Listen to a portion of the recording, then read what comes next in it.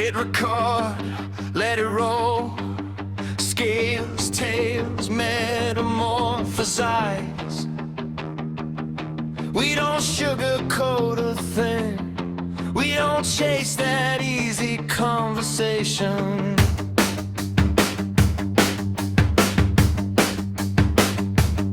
Real keepers in the chat. Habitat, vivarium, palladium. From the rack to the biotank. From the desert to the jungle. Cold-blooded conversation.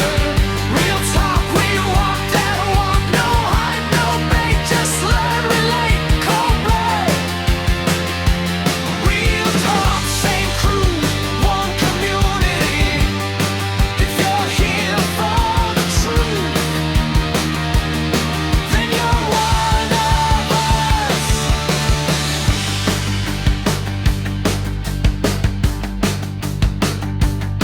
What's your venom? What's your poison? Let us hear about that clutch. Talk mistakes, not just wins. Share the losses, learn again. Desert sand, jungle vine. Every story on the line. From the kid with just one gecko to the gal with all the teeth.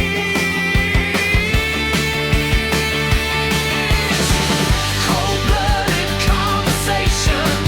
Real talk, we walk that walk. No hype, no bait, just learn, relate. Cold blood.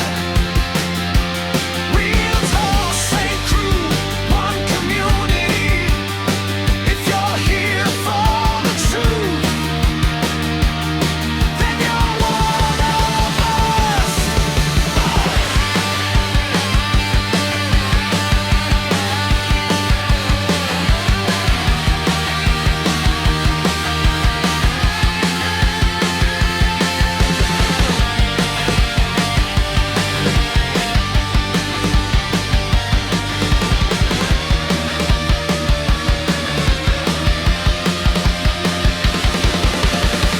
Cold-blooded conversation. Real talk, we walk that walk. No hype, no bait, just learn, relate. Cold blood. Real talk, same crew, one community. If you're here for the truth, then you're one of us.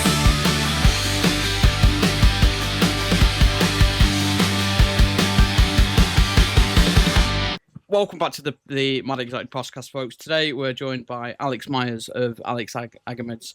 Alex is known for his specialty focused on Agamids, particularly Chinese water dragons and Sailfin dragons. It's a pre-recorded episode this week because I am heading to Blackpool for the International Halopatry. Shut up, the IHS show. And today's topics are Chinese water dragons. Alex has written care articles, the reclassification of Sailfin dragons, Hydrosaurus as a genus, breeding true and pure Philippines Sailfin dragons. Alex's recent trip, and I will say recent, like it was last year, like a good 6-8 months ago, so it's recent enough. Field observation how field observation can change captive care. Welcome to the podcast, Alex. Can I just start by asking you to introduce yourself, Alex? Because obviously you are stateside. We are predominantly a UK-based podcast, so there might be a few people over here who are very aware of who you are, and I'm sure we've got a couple of our community members who are fully aware. But for those that aren't, could you just give us a quick introduction to Alex's Agamids, please? Well, I'm Alex, and I like Agamids. I've been involved. I mean, I'm involved in the reptile hobby. Industry, if you will, professionally now for about 5 years is when I sort of took the step with like internships and working at true captive facilities. So I have a lot of herpetocultural experience, specifically again with captive settings. I've worked with everything from breeding your standard pet species, corn snakes, ball pythons, bearded dragons. I've done experience with all sorts of oddball stuff. one of my internships, I had to design an entire room to house Abronia lizards and montane venomous. So like all your cool New World montane rattlesnakes, like the Crotalus willardi and their respective subspecies, and Colabri localities. So that was fun. But then I've also, I've done work with crocodilians, and lizards are sort of what I do as my personal hobby. But aside from, again, lizards is such a broad term because I've done work with varanid lizards at different jobs and internships. I've kind of just been around the block, really involved in, I guess, like, my career is also my hobby, but since my hobby passion has always been different than like my career passion. And that's just how I've been able to avoid burnout for the most part. I mean, it happens to everybody, but I've just been around the block. And then privately, I've been keeping reptiles since I was 11 years old. Started with 2 corn snakes, which I still have. They're going to be 20 years old this year, so That's incredible. they're up there now. They're showing no signs of slowing down. Knock on wood. I want to have them I want to see if I can get them to go to 30. Because personally, then I could win a bet against one of my former vets. He had one that made it to 27. So I've still got 7 years, but I'd like to say that mine beat his. But that's just more of a personal thing with snakes. So yeah, I've done a little bit of everything. I want to say, like, in the past, like, 3 years, I have tried to dive more into the herpetology side of things. So I've volunteered with our state Department of Natural Resources, whether it was Iowa, Minnesota, Wisconsin, and just getting myself out into the field. We have a lot of really cool native herps here in the United States. I guess most of my experience has been reptiles, but I've done like frog call surveys with friends. I've gone out and, like, when it's rainy, because this is what every college kid does in their free time on a Saturday night. We don't go to the pub and drink. I go out in a 40-degree rainstorm in the spring and we look for salamanders, because that's insane. Or I guess 40 degrees Fahrenheit. For you guys, that would probably be around like 8 degrees Celsius. So it's cold. Not the warmest. Yeah, not the warmest, but that's when Sounds the like my salamanders ideal are out. weather, Yeah, but yeah, I've just done a little bit of everything, man. Like I said, most of my 4 degrees. Yeah. 4 degrees Celsius, that one. 4. Oh, 4 degrees. Okay, so Yeah. I'm usually pretty good at converting, so forgive me if I'm a little off. I just want to make it easier for y'all and your listeners to understand. No, that's fair enough. I've done a little bit of everything, but most of the stuff that I'm public about is just my private endeavors working with my agamid lizards, which, Agamidae is a huge family of lizards. I mean, that includes, obviously, what I love, the Asian water dragons and the Hydrosaurus, but Uromastyx are an agamid. You have the Phyranocephalus, the toad-headed agamas. Calodes, you've got Draco, right? The flying dragons, those are agamids. It's such a very diverse family of lizards, so part of me feels like a hypocrite sometimes. Like, why did I make the name so generalized? Because I only work with 2 types of agamids, technically. So it's like, I love agamids, but I'm really only dialed in on these medium to large-sized, semi-arboreal, riparian dwelling lizards. So it's just how it is. But yeah, it's where I'm finding my sort of niche or passion, or where I find myself drawn to, are those reptiles with the affinity with water. Mm-hmm. That's really where, and again, I don't want to go into the medium to large. I want to say small to medium. So I'd mentioned backstage that we've just got the dragon snakes, and I have to mention them every episode. So I'm glad I got that in today. And then we've got a McClaley's terrapin. I've said that. I've butchered that name. The northern diamondback terrapin. I've got that. Okay. And then there's a couple of other species that I really want to get into. The Hydrosaurus is one. I think they're incredible looking animals. And again, it's just that riparian, semi-arboreal, but just a much more smaller, manageable species. And it's really where I'm finding I like. So to see someone working with the bigger species with that same affinity is really interesting. So I'm really looking forward to diving into that today. At what point did Agamids become your main focus away from the generalization of reptiles? Yeah, it goes back to for listeners that have, I guess, heard me, I've sort of hopped around on a bunch of podcasts, but I know you guys have got new listeners, so I'll try and condense this story so I'm not rambling too long. But it goes, I remember it pretty well. I was in 6th grade and I had to work on this project. It was like describe a hobby. And so I, at the time, couldn't articulate the reptile hobby. So my paper was the hobby of keeping corn snakes, because that's just what I had. And I remember when I had gone on to Reptiles Magazine's website, but back then it was called the reptilechannel.com. The first article that popped up was Scott Corning's Sailfin issue on keeping Hydrosaurus. And so I see this image of this gold and blue and purple lizard with a massive fin. And I loved dinosaurs as a kid and Godzilla. And I see that and I'm like, that's real?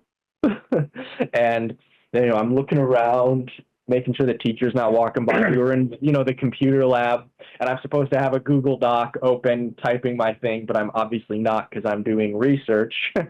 And I remember seeing that, and I was like, that is a cool lizard. I want to work with that. I want that. You can keep that as a pet. And then, back then they were only $575, if I recall correctly. And as a 13-year-old kid with no money, that wasn't happening. I was getting, my $3 weekly allowance. So that care guide on the reptilechannel.com took me to his website, and then I saw he had Australian water dragons, which are pretty cool. And those were only $250 back then. Now they're like $400 here in the United States. But I was like, oh, cool. I can't afford that. So then I look up water dragon, and sure enough, I find the Chinese water dragon, which is only $15 at the time. And to be fair, Chinese water dragons are beautiful, and I still love them because I have more than I would like to admit most people do. But that was sort of the click of I need that.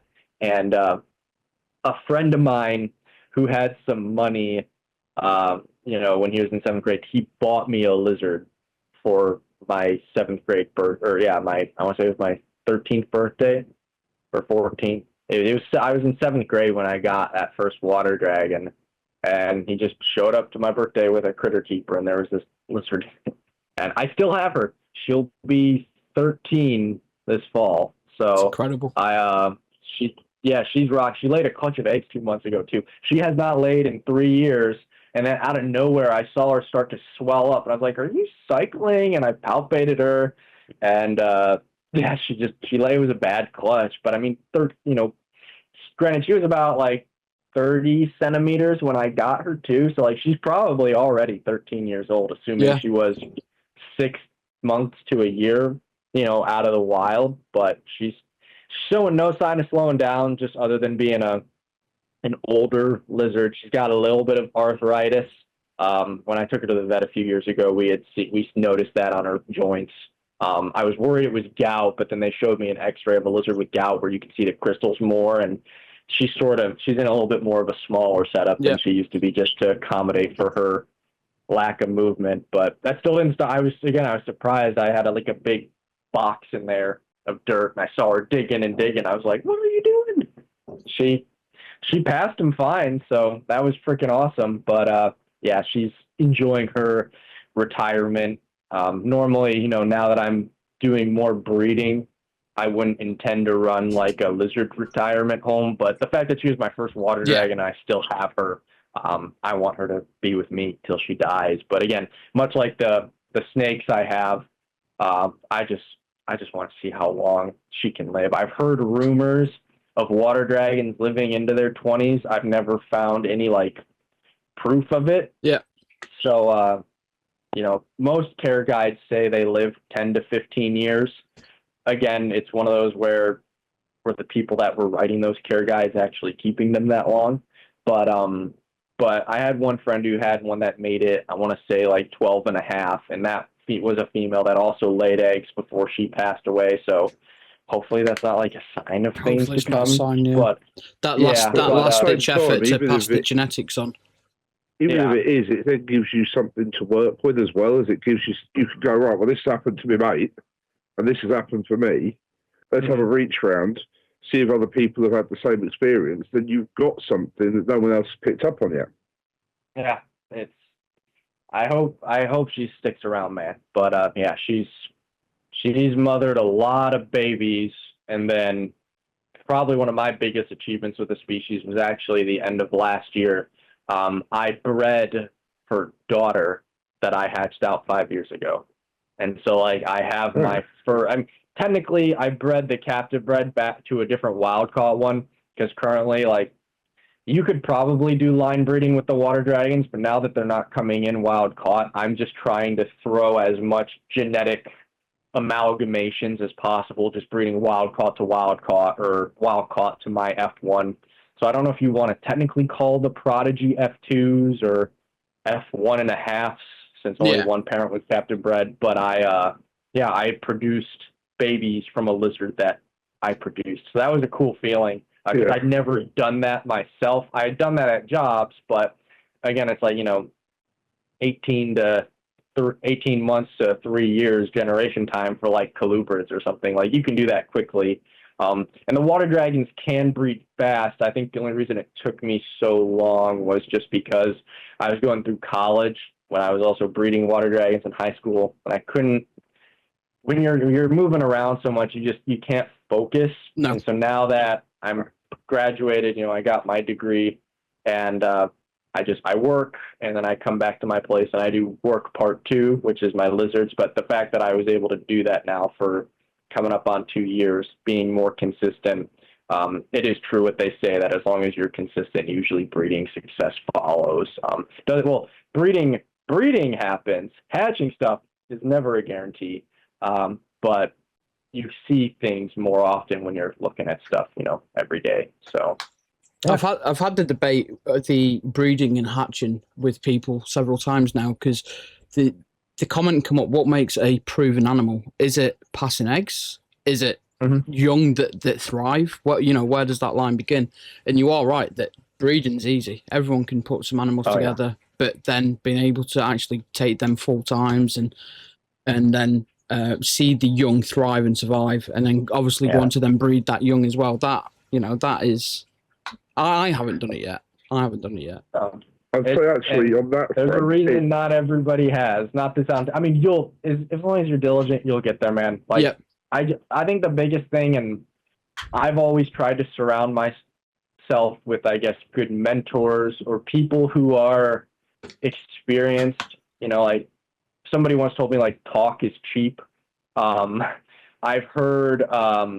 On an old Morelia Python radio podcast, they were interviewing an importer by the name of Dan Maliri. He's pretty well known at getting oddball Indonesian herpetofauna. But Dan said, I believe a quote from his father, that the emptiest cans rattle the loudest.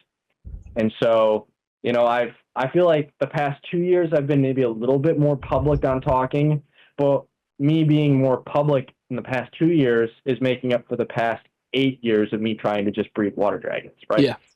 And it's just, I was talking to one of my coworkers today, who's this past week, who's quite experienced in a multitude of facets, especially with like reptile and amphibian conservation. And he said the best thing you can do that money can't buy is just devote your time to something. He's like, you could buy Australian water dragons or Boyd's fourth dragons or all these other cool agamids that I'd love to work with, but you need to put in the 5 years to figure them out, and some people just don't do that. And I've seen it happen with people my age. I think that's where it's been tough in the reptile hobby, and I sometimes wonder if my parents question me on it, because they're like, why don't you have any friends your age? Although, I guess all my acquaintances that have stuck around this long are significantly older and more experienced than I am. And I've tried to make, acquaintances and friends my age in the hobby, and half of the time I was already keeping stuff when they got in, and I'm still keeping stuff and they're out of it. It's just some people, I don't know. So I've had quite a few people be surprised and like, why am I, a 26-year-old person with snakes that are only, 6 years younger than me? And to be fair, I've only had them 15 years. I got them when they were 5, so they had a little bit of a head start. But even then, it's just, how many people do you know that you can say have had an animal in their collection for, 15, 20 years? And it's, when it comes to reptiles, no, it doesn't. It doesn't. And in fact, I can tell you one person actually. We've got a very good friend of ours, a supporter of the channel, Jordan, over at JLS Chameleons, and he's just lost one of his oldest chameleons. And he said that he's had this from the start, and he said they shouldn't be passed around like Pokemon cards. And it was a really good sort of mentality to see. And it was a shame to see him lose his chameleon, but to say that I've had this from it being wild caught and imported and seeing it through to its last days was incredible. With dogs and cats, you hear it all the time. With the reptiles, you don't hear. Yaz, who's actually our behind the scenes member, she's got she's got Andy Sunbeam or the Euromastic. The Euromastic, and how old does she? How old does she think he is? 37. So she's pushing, and again, it's just a pet. She doesn't. He's there. He's called Tenacious D because he's a dick. But yes, 37 years She's got of age. quite an old Sunbeam as well, hasn't she? Yeah, she has. She has. So there's, there are a few of you out there who have got these older animals, and it really is inspirational to see that, here's an animal I had for this length of time, and it's still going. Yeah. Cool, man. I was going to say the other thing, just quickly touch on what you're saying, like with the breeding to what's proven. Inverts are an ideal point because you can breed an invert, but getting them to pupate or go the full distance, that's the trick. Don't even remind me. I have a handful of tarantulas that I do on the side, and that you can get a lot of heartbreak with inverts. It's like, oh yeah, this is why they have hundreds of babies, because some of them are just I was raising up a yellowback ornamental, Poecilotheria smithii, and I had her for a year and a half, and then just one day she went into molt. She didn't come out of it. The heartbreak, man. So I had that with it was Goliath, so a blondie. Yep. Those are absolutely great, absolutely fine. Molted, came out, had a feed, went back a week later, rolled. Gone. Oh, yeah. I got it as a 2 centimeter sling, and it had got up to probably about 6 centimeters at this point. If we man. If we can start sort of moving on to the species that you really work with, and we start with the Chinese water dragons, they're a reptile that a lot of people recognise, and I don't think a lot of people understand them. And I've never seen over here, and there are good keepers over here. I had a friend who had a 1.1, and they were pretty much a rescue. They come from a shop that wasn't particularly caring for them well, but both of them had this sort of rubbed up face and the beginning of the snout going, and it seems to be a common thing that people aren't keeping them well. So what first drew you? Obviously, we knew the Chinese water dragons were when you researched into Sailfins and then the Aussies and stuff. Why do you think they've been so misunderstood in captivity? And why do you think they're underestimated by keepers? Part of me, I think the underestimation aspect just came from the cheap price tag. I hate to say it, man, but they were a throwaway lizard. I remember, again, that was sort of the perk of working at a pet shop in high school. I went to a wholesaler, and they had about like 100-gallon stock tank full. I want to say it was probably like 100, 150 freshly imported water. Dude, I could buy those things for $5 wholesale. I know on Strictly Reptiles website you could buy B-grade wild caught ones for like $2 a piece. I mean, which is kind of sad because it makes you wonder if that's what they're wholesaling at. What are the costs that the importers are buying them from? And then what are the costs that the suppliers who supply the exporters buying them from the local people collecting them? I mean, Yeah. it's probably like the equivalent of $5 or, I mean, what, 0.2 pound or Yeah. quid for you guys? I mean, Quid, it's just yeah, like take that. like to buy a living thing for that. I mean, yeah, dubia roaches are more expensive. Right? Like, that's what I'm saying. Like, think about that. Like, you could, back then, of course, but like, you could buy a wholesale water dragon cheaper than a dozen large dubia roaches. Just touching on that quickly, I think one of the worst things to happen to public platforms where it comes to selling reptiles are auctions. Because they become impulsive. They don't have the best protection on them, and I think there should be a minimum value to a life. I don't think anything should be listed for £2, $5. It really shouldn't. It really shouldn't. You shouldn't be able to buy a living animal for £10, $15. It should not be possible. And I think it's one of the worst things that's happened to the industry on whole, that you can bid on these animals and get them for ridiculously cheap. No real care or thought of who they're going to, and it's really sad. But at the same time, it's the same thing with a show, isn't it? Because you've got some of the exhibitors there who are just there to quickly flip the animals, make a quick buck, get them gone. So if you offer the right money, they're not going to go, oh, what have you got at home to keep that in? You're going to get home with this animal in a tub and go, right, now what do I need? That's the unfortunate reality. So, yeah. I've only vended a couple shows. I'm usually a bit picky, like working at other jobs. I'm yet to vend with my own animals, but I don't think I produce enough to justify vending it. Like, I couldn't fill a whole table. I'll have some stuff at a table at the October Tinley Park show this year, but even then I'm splitting that table with a couple friends. Yeah. Just because the stuff I have, like, it's a weird balance of, you need to produce enough to make sure they stick around, but you don't want to overproduce and then have them, go to bad homes. So, I mean, that's just my opinion, the responsibility of trying to be a good breeder. Another person I look up to has told me, you're damned if you do and you're damned if you don't.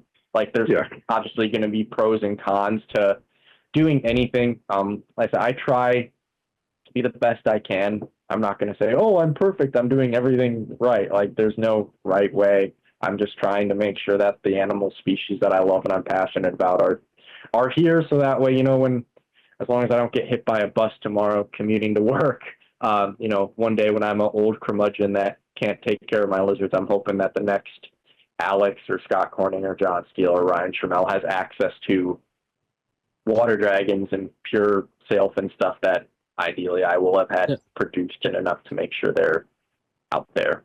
That's the goal, at least. But we spoke. I'm young. I've got time. Yeah, we spoke backstage about the commercialization of animals and how they become disposable. And I know we're in two very different economic states. I think we're seeing a shift in the UK where welfare is becoming paramount, and we're seeing a lot of shift towards that positive keeper, that positive welfare, and we're seeing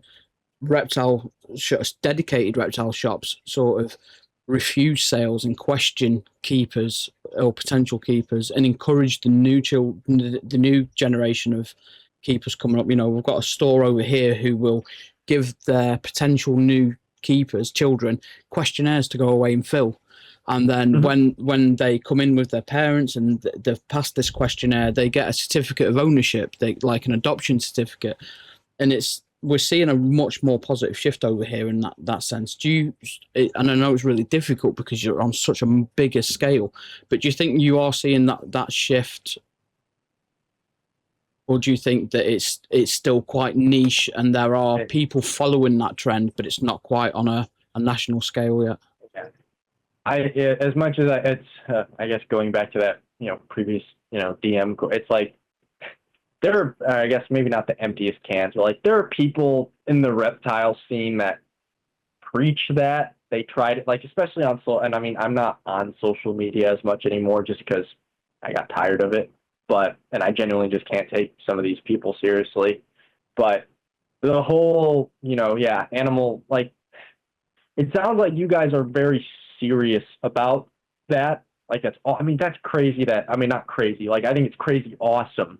Like, that a pet store is, encouraging kids, like, this is how you study to care for an animal. My dad was the same way before I got my first corn snake. He was like, how would you keep it? Where are you going to house it? What size enclosure? My dad was good about that. And I think he was still wondering if it was going to be like a phase that I was just into it. But, here we are years later.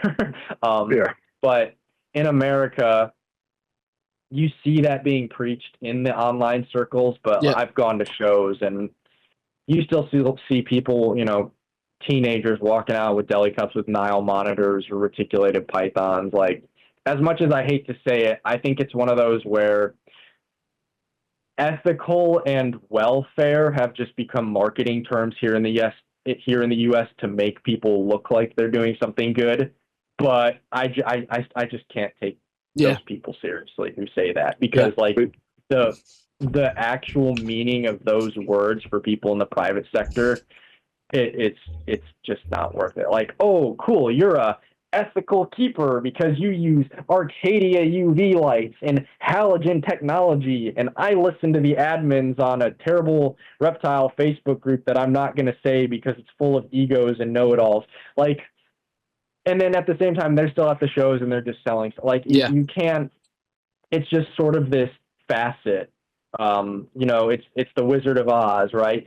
That you're still behind the curtain and you're putting this projection of, I'm a good keeper, and you're still selling. Like, you're no different than the other guy who has, a rack full of, I don't know, like beauty snakes, or I'm just saying beauty snakes because I love beauty snakes, but whatever you're doing, you're still commercializing and making profit, even if you want to say you're doing it a different way. And at the end of the day, like, those are still people that are they're making money and they're selling stuff at expos. And I do think it is shifted.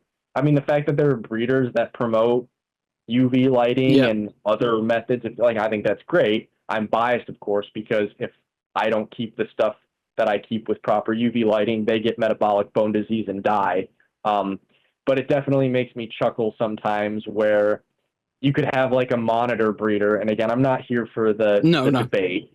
But an ethical monitor keeper who's keeping their, I don't know, let's say, what's an uncommon monitor? A tricolor monitor, or a King Sprout U1OI, Melinus, Indicus, Dorianus, I don't know, something like that, with Arcadia UV light, and then it's like the other guy is keeping it without UV. The lizards still look the same. So, and ironically, usually it's the guy that keeps them without UV that somehow breeds them.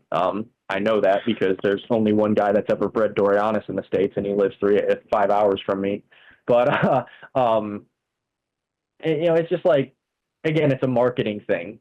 That's like me saying, I keep my pure Philippines with Arcadia bulbs, and therefore I'm better than the other guy who uses Zoom-Med. It's like, well, the reality of that fallacy is Zoom-Med and Arcadia were both manufactured by Sylvania in Germany. So one just gets a Zoom-Med sticker and one gets an Arcadia sticker. Like, congrats, you gave into capitalism, and the freedom of choice is an illusion because all your money still went to Sylvania. I'm just fatigued of it. So I think that's cool, like hearing a shop like that that's actually encouraging kids to do the research. Say a kid wants a corn snake, right? Where does it come from? Eastern United States, right?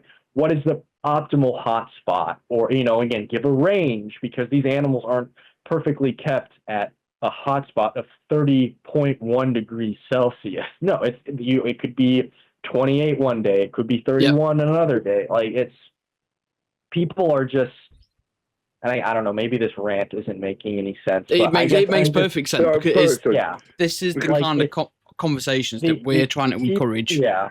There's, I guess, like, again, specifically pertaining to animal welfare, it just seems like it's a marketing technique here. And like I said, I feel bad, and I'm not trying to sound negative. No. I'm doing my best not to be a negative person, but I genuinely just can't take some of those keepers seriously who try to preach being ethical keepers with good animal welfare, because at the end of the day, like, it's almost like they're in their own camp of, I'm better than you.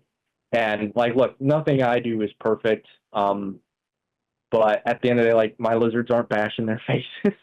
So like, I mean, I just think people forget we're keeping animals in boxes at the end of the day. I can't talk to the lizards. I don't know if they prefer an Arcadia light over an Exoterra or whatever.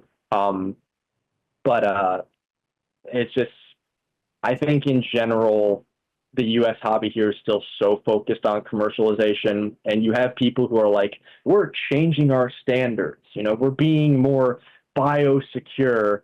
But again, at the end of the day, it's like, you can say that, and there's always going to be somebody who's not doing that. And as long as those problems are there, I don't know, I guess the best thing you can do as a breeder, and again, this is just my experience, is being super transparent with people. People are like, how are you setting them up? Here's exactly what I do. You don't have to like what I do, but you asked me, here's how I do it. And if you don't like it, well, I always tell people, try keeping a sailfin another way. And, you know, I guess I haven't had it happen with the sailfin customers because they're a little bit, you know, more of a top dollar animal, captive bred. But the water dragons, the amount of people that have tried to prove to me, which is weird because they bought lizards from me, that, you know, they're going to train their lizard to not nose rub in a glass setup. And it's all 8 months later. Hey, my lizard bashed its face like this. Do you have a vet suggestion? I'm like, why are you keeping it in glass when I told you not to keep it in glass? So, yeah, sorry. I know that was, I guess, coming back full circle to why you were asking about sort of, I guess, the water dragons, where I think they've, you know, sort of lost, I guess, respect, or people haven't been paying attention. But as far as, like, I guess, welfare goes in the United States, there are people that push it, but I personally can't take that crowd seriously. And like, I'm all about advancing your husbandry, but it's just, in the U.S., it is not the same as true passionate keepers, or I imagine like yourself. And I mean, again, with a lot of the European lizard people I've talked to, you're much more serious. And in the U.S., unfortunately, I can't take that seriously here. Yeah. So I'm going to put a point across it, and this is my personal point. There's a lot more showboating, it seems, in the US. So everyone wants to show off, oh, look, I've got this. There's a lot of baiting of animals for reaction. Yeah. And, I mean, it's going back to the welfare side of shops. We've got a lot of shops here that won't stock giants. So you can't buy a retic, you can't buy a berm, you can't buy an Asian water monitor, because they won't stock them, because they don't believe a lot of people can keep them. Most people can't, but yeah, you're not wrong there. So it's, yeah, but like I said, at the show, we've got even the whole super, I don't know, this is my, I don't know, I see the super dwarf retics, even it's like, you know, some of those localities, like a Coyote, I mean, they still get 11 feet. That's a big snake. Yeah. And, you know, an 11-foot retic's pretty, it's like, you know, if you want a snake like that, get like a Tannenbar scrub python. Like, you still get the look of a retic, kind of, even though it's Cymalia. But a Tannenbar scrub python, even at 7 feet, is only going to be about, you know, gosh, what is that? 5 centimeters in diameter? Like, they're really lean. Yeah. And, I was actually talking to my wife and some friends last night, and we were discussing giant snakes. And my wife was fully against it. We've got a 7-year-old child who's got no fear. And I fully agree with her. There are things out there that we shouldn't keep, and we can't keep. And I was like, you know, one of my goals would be a Brazilian rainbow boa. You know, it's a nice sized animal, doesn't get girthy like a retic. They haven't got the attitude. You know, they're much more reasonable. And even still, she's like, no, it's far too big. You know, and that's the conversation that we're having. And I think that's where people struggle to fail to see what is the potential behind these animals. It's not what you buy; it's the potential of where it ends up.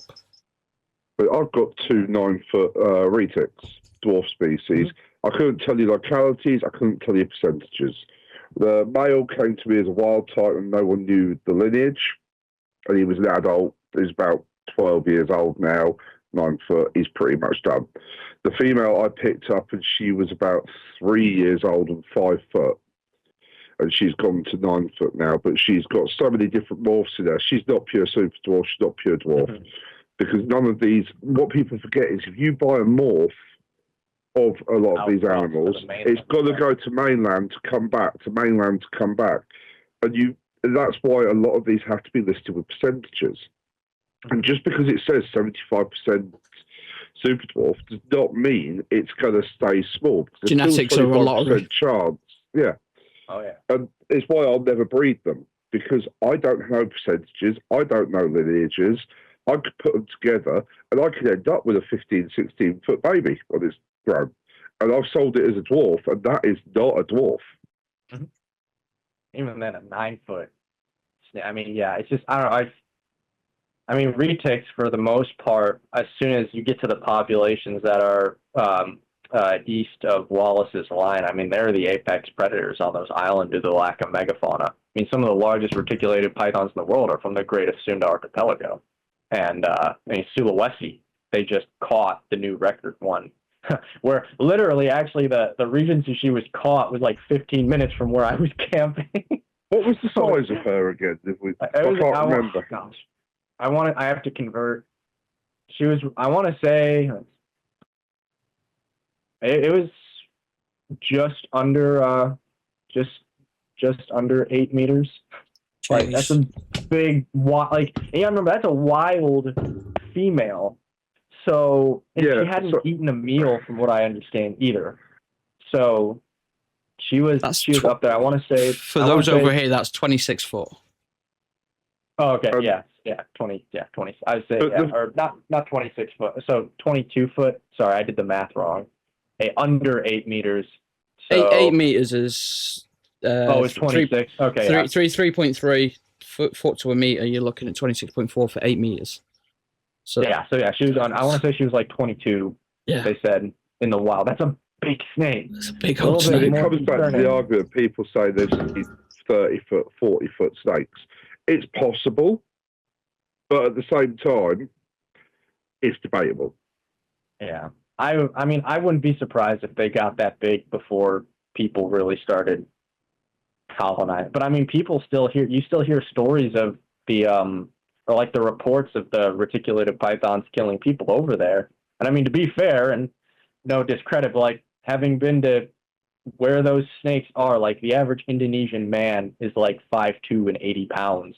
So like, so it's a short snack. Yeah, as much, like, I'm a tall guy. I'm not big, but like, I'm 6 foot even, and I'm about 150 pounds.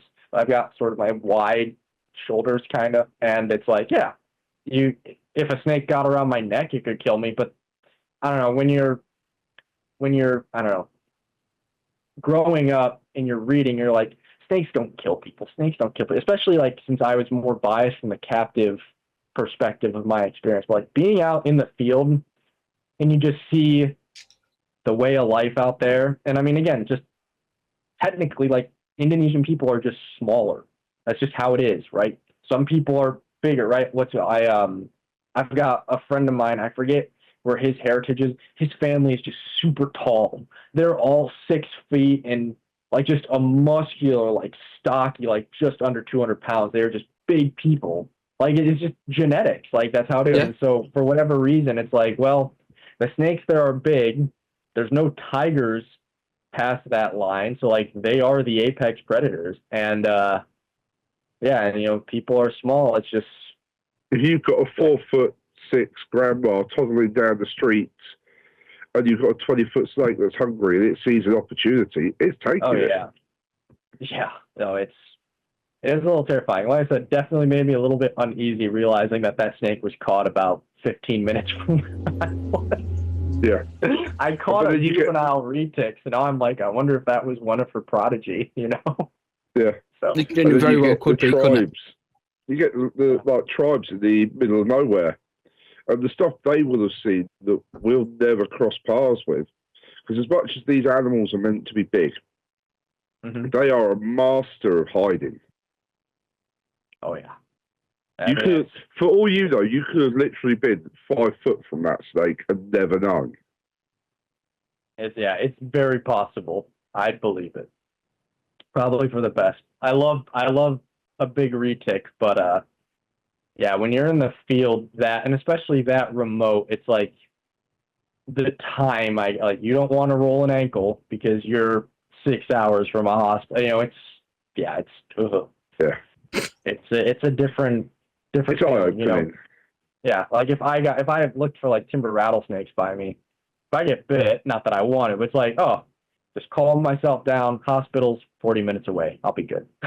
But, you know, on the other side of the world, no thank you. So, yeah. And the venom's a lot more potent out there if you've got a hot. Oh yeah. Oh man, some of the Tropidolaemus, and I mean, Sulawesi has Ophiophagus on the island, but they're in the highland areas, so I didn't see those. But yeah, it's a different experience. So yeah, I don't know. This is my problem. I'm very I scatter topics. So sorry. No, it's fine. It's fine. I'd mentioned to Michael that we were meeting up today.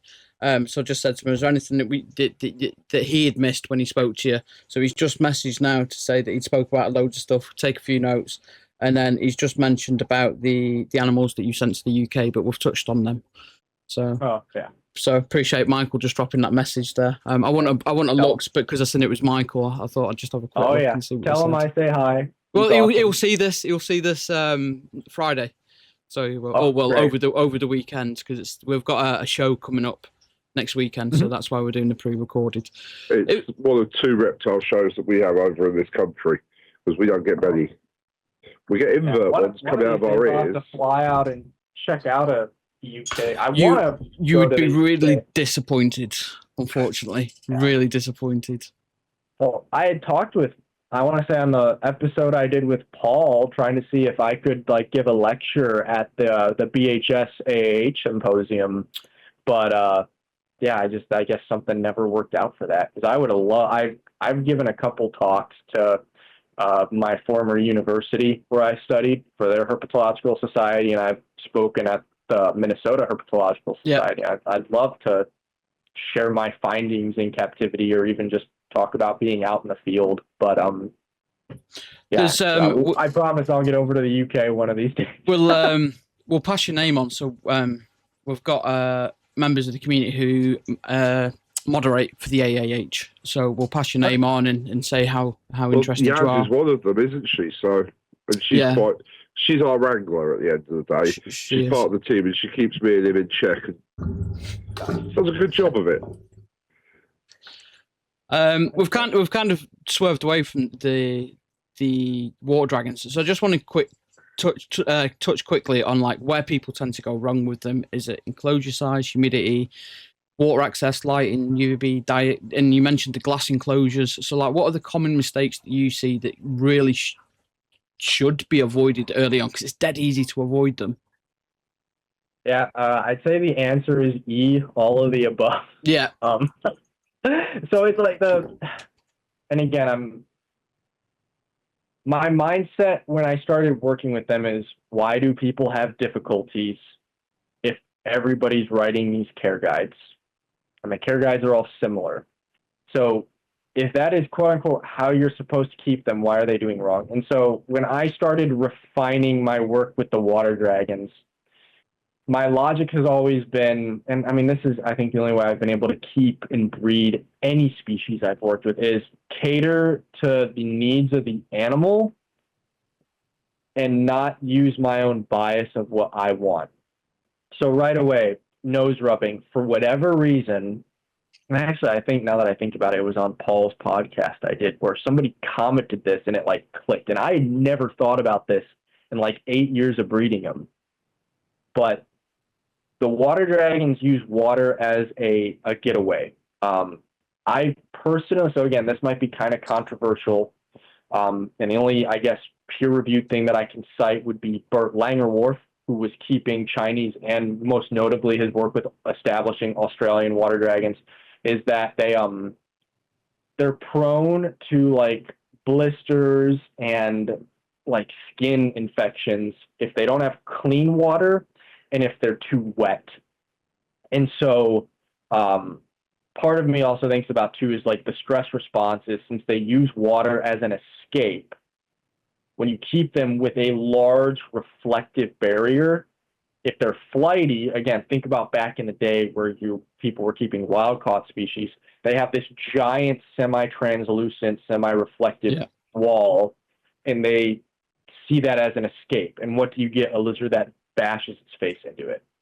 And so because of that, early on, and again, maybe this sounds terrible, I would just use white paper to maximize like albedo, light reflectivity, and I had no windows in my cages. So the only way I could look at my animals is when I open the enclosures up. And to some people, it's like, what's the point of having something if you're not looking at it? I'll tell you the truth. I was so busy with school and working that the only time I looked at them is when I was caring for them. So personally, I didn't care because that's the only time I interact with my lizards. And I just think it's tough because I know that there are people that want to have a nice display viv like what you have behind you for your Persinus, and I've never kept them that way. I've always just kept them purely because I want to admire them when I'm caring for them and enjoying my time in my hobby. And I understand that's a deterrent for people. Like, I want to have this as a cool pet. Well, my argument for that is interact with it when you're interacting with your pet.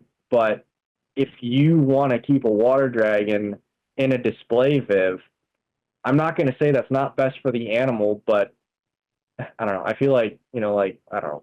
My dad, we watched a lot of movies when I was younger, so I've watched a lot of like 80s movies and stuff, but I don't think it's from the 80s, but like Willy Wonka, I feel like when he's telling the kids not to do stuff, like stop, don't, wait, right? Like, and they still do it anyway. So it's like, I tell people, don't give a lizard that doesn't understand glass.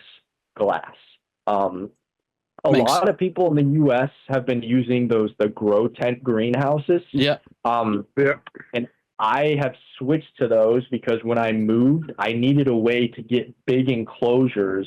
I was really skeptical at first because a little bit bias on my part. Like, I went to school for conservation, and like I have a minor degree in captive wildlife husbandry and techniques. And I saw those, and I'm like, I would never keep something in there that those lizards are going to be able to get out of it. Their claws are sharp. My bias has shifted a little bit more towards the fact that I use pretty much almost exclusively grow tents now, because for lack of a better term, and I'm not trying to belittle the lizards I keep, but the cognitive abilities of a water dragon and a sailfin aren't as problem solving. Like, if I put a peach throat monitor in a grow tent, I would never do that. Like the claw, or like a tegu, like something that's smart, that's going to actively test the enclosure. They find one weak spot, and then that's irresponsible because you now have a big lizard that has, escaped containment. But even my mentor, Scott Corning, in the Sailfins, like, he said there were times where he had accidentally had a door in his old enclosure swing open, and the lizards were still in there. Like, they just kind of find their happy perch spaces and they stay there when they're not stressed out. And so the biggest thing for me is with those grow tents is you still have like a little window that you can look in. And the main company that I don't you don't mind that I'm saying brand names on your guys' No, absolutely not. But like Vivo Sun has these new pro grow tent models which have an even bigger window. And I've been experimenting with that, and my lizards do not have any interest in nose rubbing on that. So I don't know if it's because it's a thin, clear plastic and it's not as reflective as glass. Yeah. But they have not tried to get out through those. Question on that one. And, yeah. If you were to treat your glass with the anti-glare, the anti-reflective, would that be worth someone giving that a go to see whether that makes a difference to the way the animals nose rub? I've tried that, like the one-way laminate. Yeah. So the problem is you can see in, but because of how it's now like most of those are like a black one-way laminate. Yeah. The lizard can see its reflection there. And so then I've had it where a male thinks he sees another male, and he smashes his face into the glass. Or worse, females, after they lay eggs, they'll be nest defensive. And so you'll sometimes, like, I breed my water dragons in groups, you'll see like a female that's just laid, she starts waving at other girls, and then she'll chase them away from her nesting area because she doesn't want anybody digging up her eggs. And so even if you have a single female by herself, I would imagine she's going to see that female in the one-way reflection, and then she's going to jump at it. So the only other thing that I've thought about, but again, it's just I don't have the resources to do it, would be if you had a massive water section. I'm talking like probably thousands of liters, or like, maybe like 300 gallons, where it's like you would need an enclosure that's 6 feet front to back with 4 foot of water. And then you have glass, just so the lizard literally can't work up the momentum to hit its face against the glass from the land. But even then, it's like, okay, that works for water dragons. If you have basilisks and Hydrosaurus, I hate to say it, they can run on water, so you're screwed either way. But again, like I have tried literally everything, and I don't know. It could be the creases in that plastic window that they pick up on to say that that's not, because they have much better vision than we do. They will see so much more. Could be. I wish I knew, man, but like I can't describe it. Again, it's one of those where I know it works and my lizards don't hit their face, and I will admit it is kind of nice that I can like look in and see them. And the new pro models, that window, right, because those grow tents are about 7 feet tall, and you have like a solid 2.5 feet from the floor up before it's the window. So even when the lizards are on the ground, then they can't see out, which I like. But I had issues with glass where a PVC cage company we have here in the United States, which I always recommend because they've been doing it forever, is Animal Plastics. And they custom made a PVC cage for me with a 90 centimeter, not 90 centimeter, 45 centimeter lip. But those were sliding glass doors. And literally, when the lizards were on the ground, it wasn't a problem. But as soon as they climbed up on the shelf, and again, those were glass windows, they jumped at it. Would acrylic have the same effect as glass? I've heard people have had nose rub issues with acrylic, but I mean, I don't know where I could get like a giant acrylic. That'd be curious. I know actually Animal Plastics does have acrylic doors on some of their bigger models, so anything's possible, I guess. But I haven't done like pure acrylic door. Oh, actually, I had one grow out setup that I had an acrylic door, and the same thing. These were captive bred babies that once they got around like 30 centimeters, because I was raising them up in like a little setup, they started jumping. So that's what I always tell people. If it's like a screen front, that's usually worse because they'll cheese grate their face off. And then acrylic, glass, plexiglass, mesh, it's avoid that. And it's tough because like all of the vids we have glass fronts for acrylic, and if you raise them in that, my best advice is just take some white paper and tape it over, or currently the grow tents, but it's not worth having them damage their face because of the amount of humidity they need and the fact that they produce a lot of waste in their water. It's like you get a fresh cut and maybe you miss a day, right? I change my water every day, and if they're soaking in that and then it gets into you're just asking for issues. And I think that's why the species hasn't thrived, because people try to do like a big filtered water section, and like part of working at the pet shop is like I did fish tanks, so I understand how the nitrogen cycle works in those aquariums. And you see they've got an extra large Zoo-Med corner bowl with a little filter in there, just because the water looks clear because that filter sucked in the poop. Like the sheer amount of beneficial bacteria is not breaking down the ammonia and nasty bacteria in time that now that lizard that's already being kept in a tank soaks in that. It's just, it goes to drink, gets that crappy bacteria in the face, and it sucks, man. Like I said, but this is literally me speaking on 8 years of trying to refine keeping these lizards so they look like they do in the wild. And I know it's not pretty and it's not what people want to hear, but again, I'm trying to take my bias as a person, and I guess that's where I sort of started this mini rant, is I'm keeping the water dragons the way they have told me works best for them to be kept. Yeah. Is it the way that I would like? No. I would love to have a nice big viv with them in it.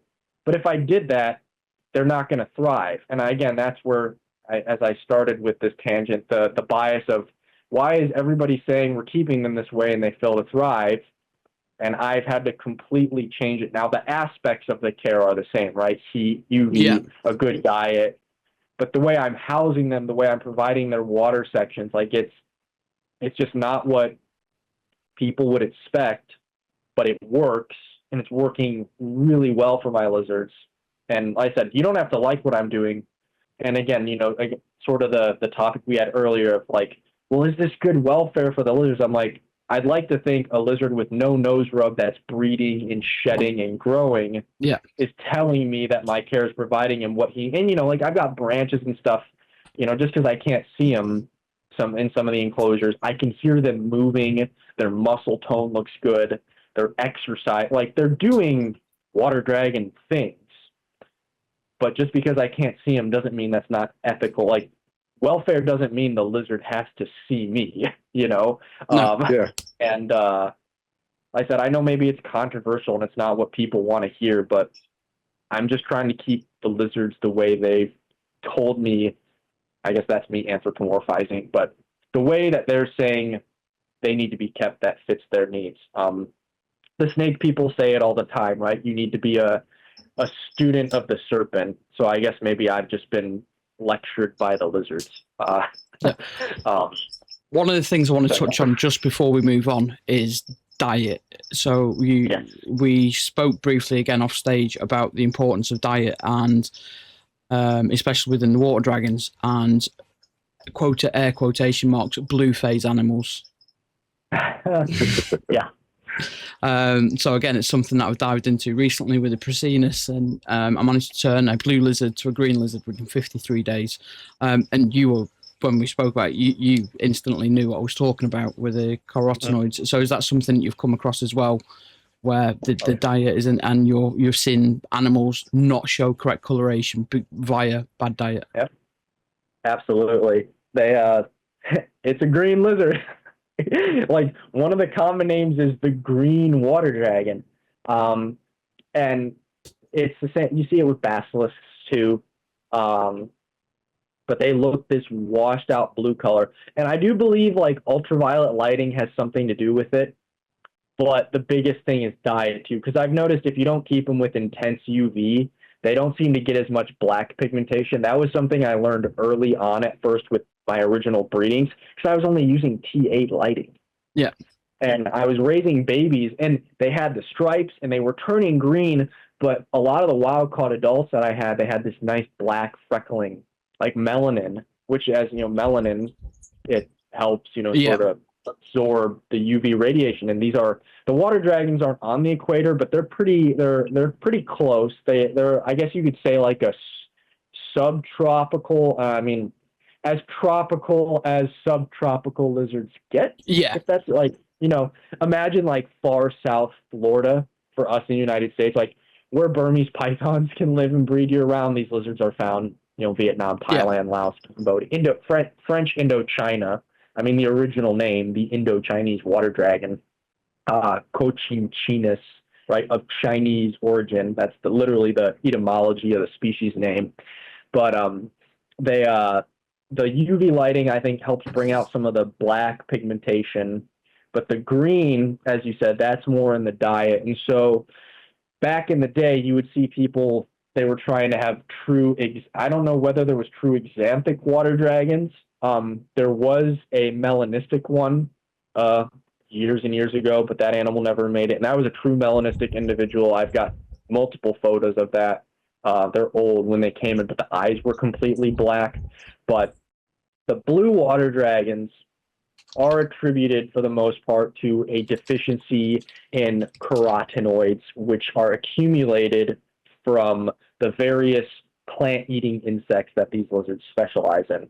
And so I'm not trying to sound like a know-it-all. It's just I've recited this numerous times. So Van Hong et al., 2017, it's a paper titled The Diet of the Indo-Chinese Water Dragon.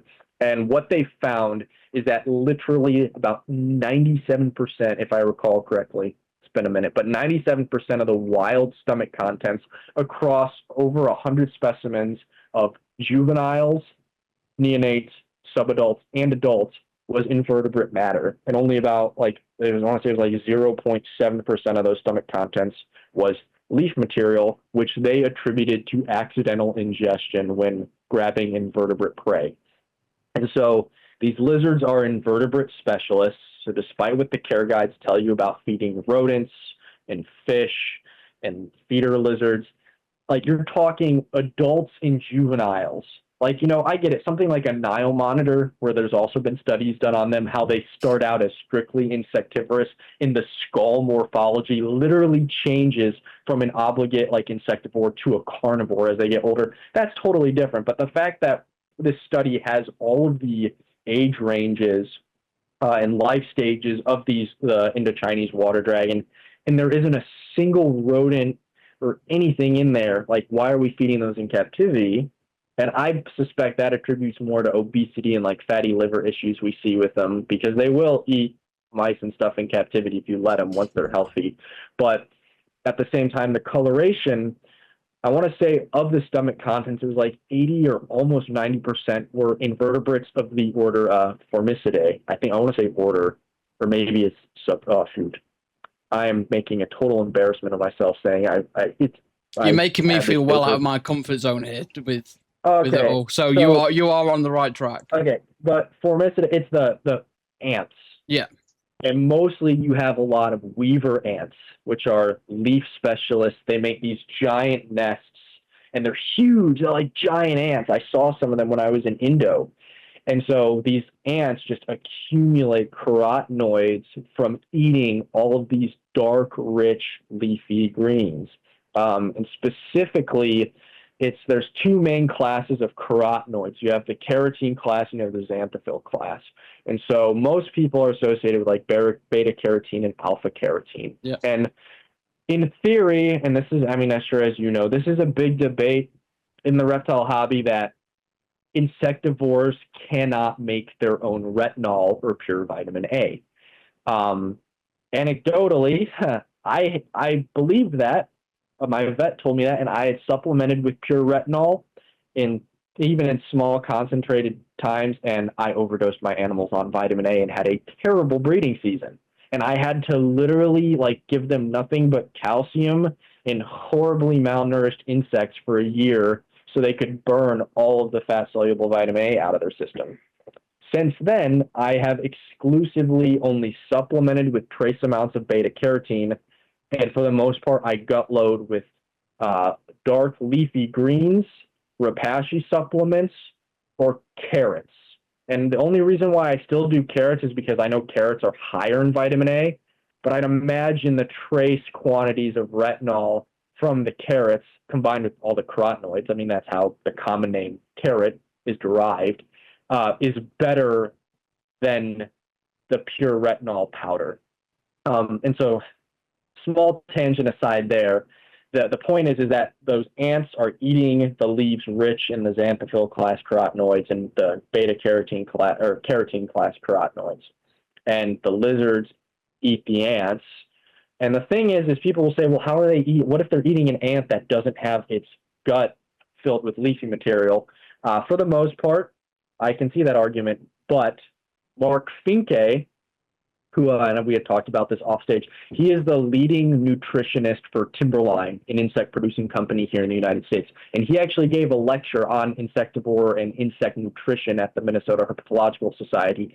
And when he did field studies on a lot of diurnal insects, so like katydids and such that we have here in the United States, he found that their composition, they are loaded with carotenoids, different xanthophyll class carotenoids and beta carotene class carotene class carotenoids, which include beta carotene. Sorry, I usually say beta carotene, so I'm freaking saying that first, but carotene class carotenoids.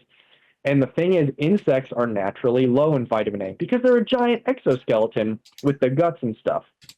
And so they accumulate those carotenoids and they build them up and build them up and they build them up. And there's no, from what I recall, again, forgive me, that he gave this talk about 2 years ago now, but literally, it's hard to overdose on the carotenoids themselves. It's easy to overdose on retinol.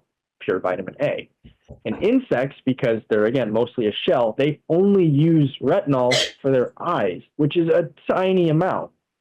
So when you have an obligate insectivore like the beloved Chinese water dragon I'm talking about, that specializes mostly in eating ants, 80% of the stomach contents found throughout juveniles and adults, they're just eating these bugs that eat leaves, which then we know a lot of these diurnal insects, ants, katydids, grasshoppers, right? They're accumulating these carotenoids. So even if they aren't fully gut loaded, granted we want to gut load them in captivity for reasons that I can touch on in a minute, that's just how they're getting most of their color, and it helps keeps their eyes healthy. I mean, my eye doctor, he was laughing because a lot of human eye health is determined off of carotenoids, people not getting enough vitamin A. I remember he walked in and he's like, yeah, here's your carotenoid score. I'm like, oh, are you guys doing xanthophyll or keratin class? And I remember he paused and he looked up from his desk. He's like, you're the only patient that has ever in the history of me like doing this test said that. And then we ended up talking about retinoid metabolism for about 30 minutes because he had no patient after me. And I remember like his desk lady was messaging him through the computer like, you guys have been talking for a while. He's like, oh, we're talking about snakes and retinoid metabolism. And he sent me back with some DOIs, which I feel bad I still need to read, on like carotenoid studies in humans. So we know that these are beneficial. And anecdotally, I haven't done blood tests on my lizards, but you know, I'll also, like the Repashy Super Pig supplement, I'll use that and I'll mix it in with the Repashy diets for my bugs to gut load. And so again, it's like just letting your bugs accumulate those carotenoids to then feed to your lizard. And it's been funny because I've done experiments with like I breed all my own feeder roaches, and I've had dubia that when I supplement carotenoids in the diet of the dubia, they turn more red. It's super cool. Red dubia. I think Rob was on the podcast several weeks ago, and we changed how we keep our insects and how we gut load them and feed them. And it was actually Friday night. We've also had a zookeeper on, Phil from Incredible Inverts. So he's a private keeper over here, and he was telling us that the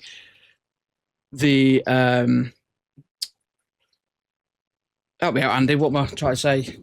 With the crickets shitting things out within 2 hours. Yeah, so their metabolism is a 2-hour period if kept at 30 degrees Celsius. And we've just moved our insects upstairs into the reptile room. And it was literally, I seen it for myself firsthand, that we'd given them this food, and then within 2 hours, the egg crate was covered in orange crass. Yeah. And honestly, I couldn't believe it. And it was like, you know, you read online, gut load your animals 24 hours, 48 hours before feeding them. And it's like, I seen it within myself that keeping them correctly with the right food, that actually it's so much better. And it's something I've really sunk my teeth into. Even if they're pooping it out, right, they're emptying their stomach contents, by the fact that you're feeding the crickets carotenoids, they're accumulating that in their body. And so that's what I'm saying. Even if, you know, ideally you want to be feeding that cricket while it's got the plant material in its stomach, but that's the same example I was given with the ants. If every water dragon needed to eat an ant that had a stomach full of leaf material, there would be no water. Yeah. Like you can't, that's just poor as a species, you know, to be, I mean, obviously it's an evolutionary trade-off, and this is going more into ecology, but like if you're so specialized, as soon as your specialized prey type's out of the window, you're dead. Yeah. So, again, that trade-off is like, obviously, it's good to gut load your feeders. And the thing that I was hinting at earlier is I feed mostly roaches, which are a nocturnal insect. So I try really hard. You know, I have a separate tub where when I sort my dubia for feeding day, I call it the tub of the Last Supper. I was raised Catholic. I'm not too religious, but that's just what I call it because I think it's funny. And, you know, so the Last Supper, and I just throw carrots and collard greens, or sometimes I do the Repashy formulas or Super Pig, and they just gorge themselves for 24 hours, and then they're full, and that's my best way of knowing that those carotenoids are being directly consumed by my lizards, because the roaches themselves are not a diurnal insect that is designed to be eating leaf material all the time. Roaches are, granted, I sometimes wonder if it's just a hobby thing with roaches, where like they'll eat leaf material, but it's almost like at this point the strains we have are designed for like the Missouri diets and what we have to produce them. I try to have that balance of like I need to produce numbers, but I also want them to be more nutritionally adept. So like for my Sailfins, although now that it's breeding season, they're not really like not eating they're eating all their salads. But when the Sailfins, I'm going through the next day after I fed salad and there's leftovers, I just throw all of that in my roach bins because I know the roaches that eat that over time, they're going to keep accumulating carotenoids. And if I'm doing that multiple times a week and then I sort stuff out for feeders, it just keeps the cycle going. And I know that's going to piss people off that I say that probably because I've stopped supplementing pure vitamin A, but my lizards I don't think so. and That was the mentality that Rob is sort of portrayed to us as well, that there is no supplementing. It's just good food, regular food, and keeping them correctly as well. And Phil just reinforced that, and then you again, so we're sending out the same message that we're not just gut loading, we are feeding our insects to a natural point where the animals are then benefiting from it. And it's really important. And I think when you see a blue lizard turn green, whether it be a water dragon or a Prasinus, that they are doing and getting what they need to do. But I've seen it in my painted Agamas that their colours have come through more than they ever had. So it's different species, but the carotenoids have made a big difference to their vibrant colours. Oh yeah, and they even I've been guilty of it. I was realizing it. My corn snakes that are getting old, they've mostly only eaten chicks and mice, which are mass produced here. And I had noticed for the past couple of years of them being older, they were having rough sheds. And I was like, what's wrong with you? Like, come on. And I had this crazy idea. I just dusted one of their feeder mice. Like, I was like, you know what? Maybe they're just, vitamin A does help with skin and, skin health. I was like, maybe they're just deprived. Like, maybe they need, there's going to be vitamin A in the liver of the mice, but like a mass-produced factory mouse versus like a wild rodent or a wild bird that's eating seeds and leaf material, or the bird's eating bugs that have eaten leaves, and then the snake raids the nest that the mom or bird was giving those bugs to her chicks. And I just coated a mouse with Repashy's Calcium Plus. I'm like, we'll do a little bit of extra D3, the carotenoids, some of the water-soluble vitamins, and no joke, their next shed was perfect. I was like, oh my gosh, I've been chronically depriving these, even though I think I give a varied diet to my snakes because they're colubrids. Like I'll do birds and then mice. I was like, you gotta be kidding me. It's like, well, no, duh. So now it's like roughly like every 8 to 12 weeks, they just get a dusted mouse because obviously they're eating whole prey. So I'm not going to do it as often as the lizards, but, and they look great. And I've noticed because of how the snakes are getting more of that wide spectrum of carotenoids every so often, their color is coming back. And I had somebody, I have a contact where when I'm out of town, they care for my collection. And they're like, your snakes are 20 years old. They look great. And I was like, yeah, I genuinely have no idea what I'm doing anymore with them. So, and these are corn snakes, for crying out loud. These things have been bred since the 60s. Yeah. I'm going to just ask a question on your opinion. Obviously, with a lot of the colubrids, it would be the same thing. With the morph colours that we have, how much do you think that would affect them visibility-wise? For example, let's say lavender has got the purple hue. If you put the more carotenoid in it, would it bring the colour out more, do you think? I honestly have no idea. I know carotenoid usually is, like with corn snakes, some people say like with the snows and the type A anetheristic, as they accumulate some carotenoids, they get yellow. So it's like, well, if you supplemented it more, the yellows are like, can you imagine like albino ball python, which I know is fairly common, but like if you actually like intentionally supplemented carotenoids, like how much more vibrant you could get the yellow. And then I'd be curious to see how long that snake would live now that it's actually accumulating carotenes and then having a higher level of those that it could regulate its own vitamin A better. in theory, I mean, again, I'm not I didn't go to school for nutritional science, so this is literally me taking my very elementary knowledge of reading carotenoid studies and just understanding retinoid metabolism. But it'd be something cool to try out. I've got a plan. You're not holding me back on this one, Mac. Oh. Mate, I breed feeder rodents for hatchling season, and they get the same. They get the sweet potatoes, butternut squash. They get the collard greens. So, and it's just, again, they are a waste disposal. So when something doesn't get eaten, whether it be the end of a bin of roaches or a locust summit, it gets poured into the rats. So the rats get it all anyway. So it's not something I'm mentally doing to try, but it's something that happens as a byproduct of what I am trying to do with the feeders and the lizards. So it's cool. Have you seen any coloration improvement, or like, do you think your sheds are better at all, or like maybe you just have a hardier snake because they have a more nutritionally well-rounded feeder?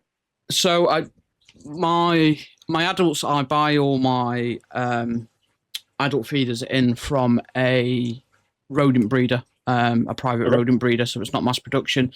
But he's a predominantly kibble fed rodent.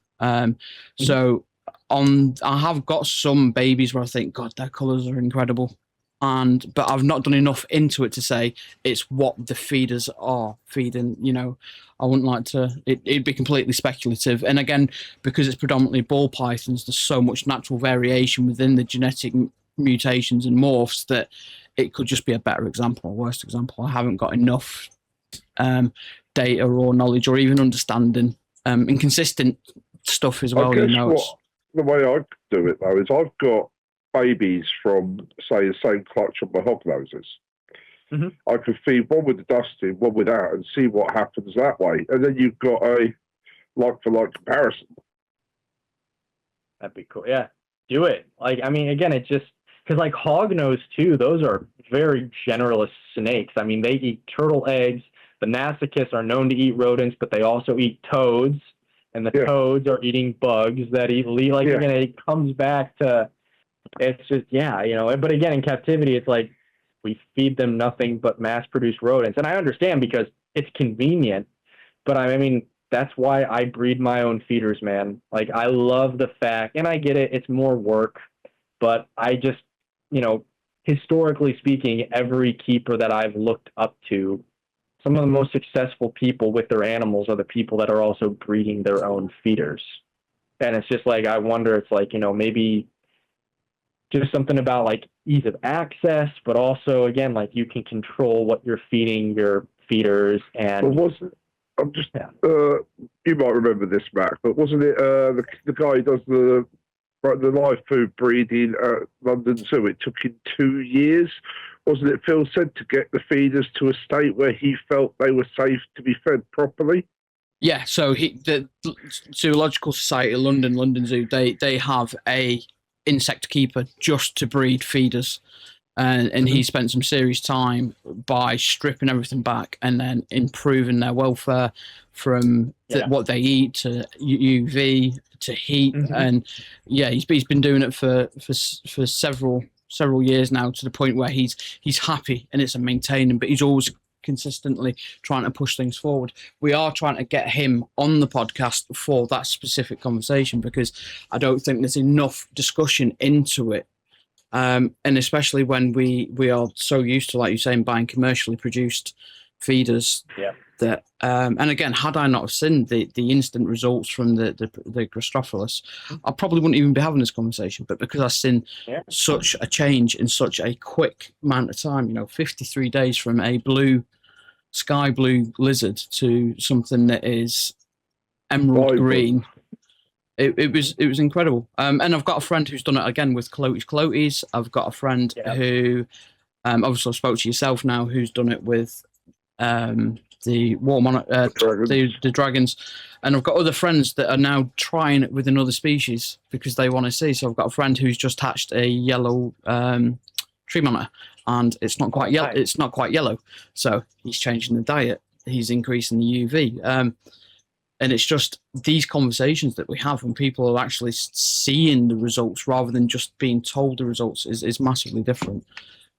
So even if it's important to, like if you just understand a little bit of everything, I don't know, I feel like, it makes me appreciate my animals more, like knowing, like when I look at a water dragon and I can see the yellow and the green and the black flecks, I'm like, that's from the UV and he's basking, which means he's content and his diet's good because he's like, it's, versus I keep it just because it's cool. And I mean, to be fair, I do think they're cool, but I don't know. It's like if you peel back the curtain, I just get too excited and I think everything's cool. So it really is. It's why we're here, isn't it? It's why we're talking, because what we keep is incredible. What I find really interesting with my own collection as well is that for my morphs or genetic variations, I've got my royals, but then all my lizards, they're all wild type. They're not anything crazy, And then again, the Paracenus was the exception there, where they come in as blue, and then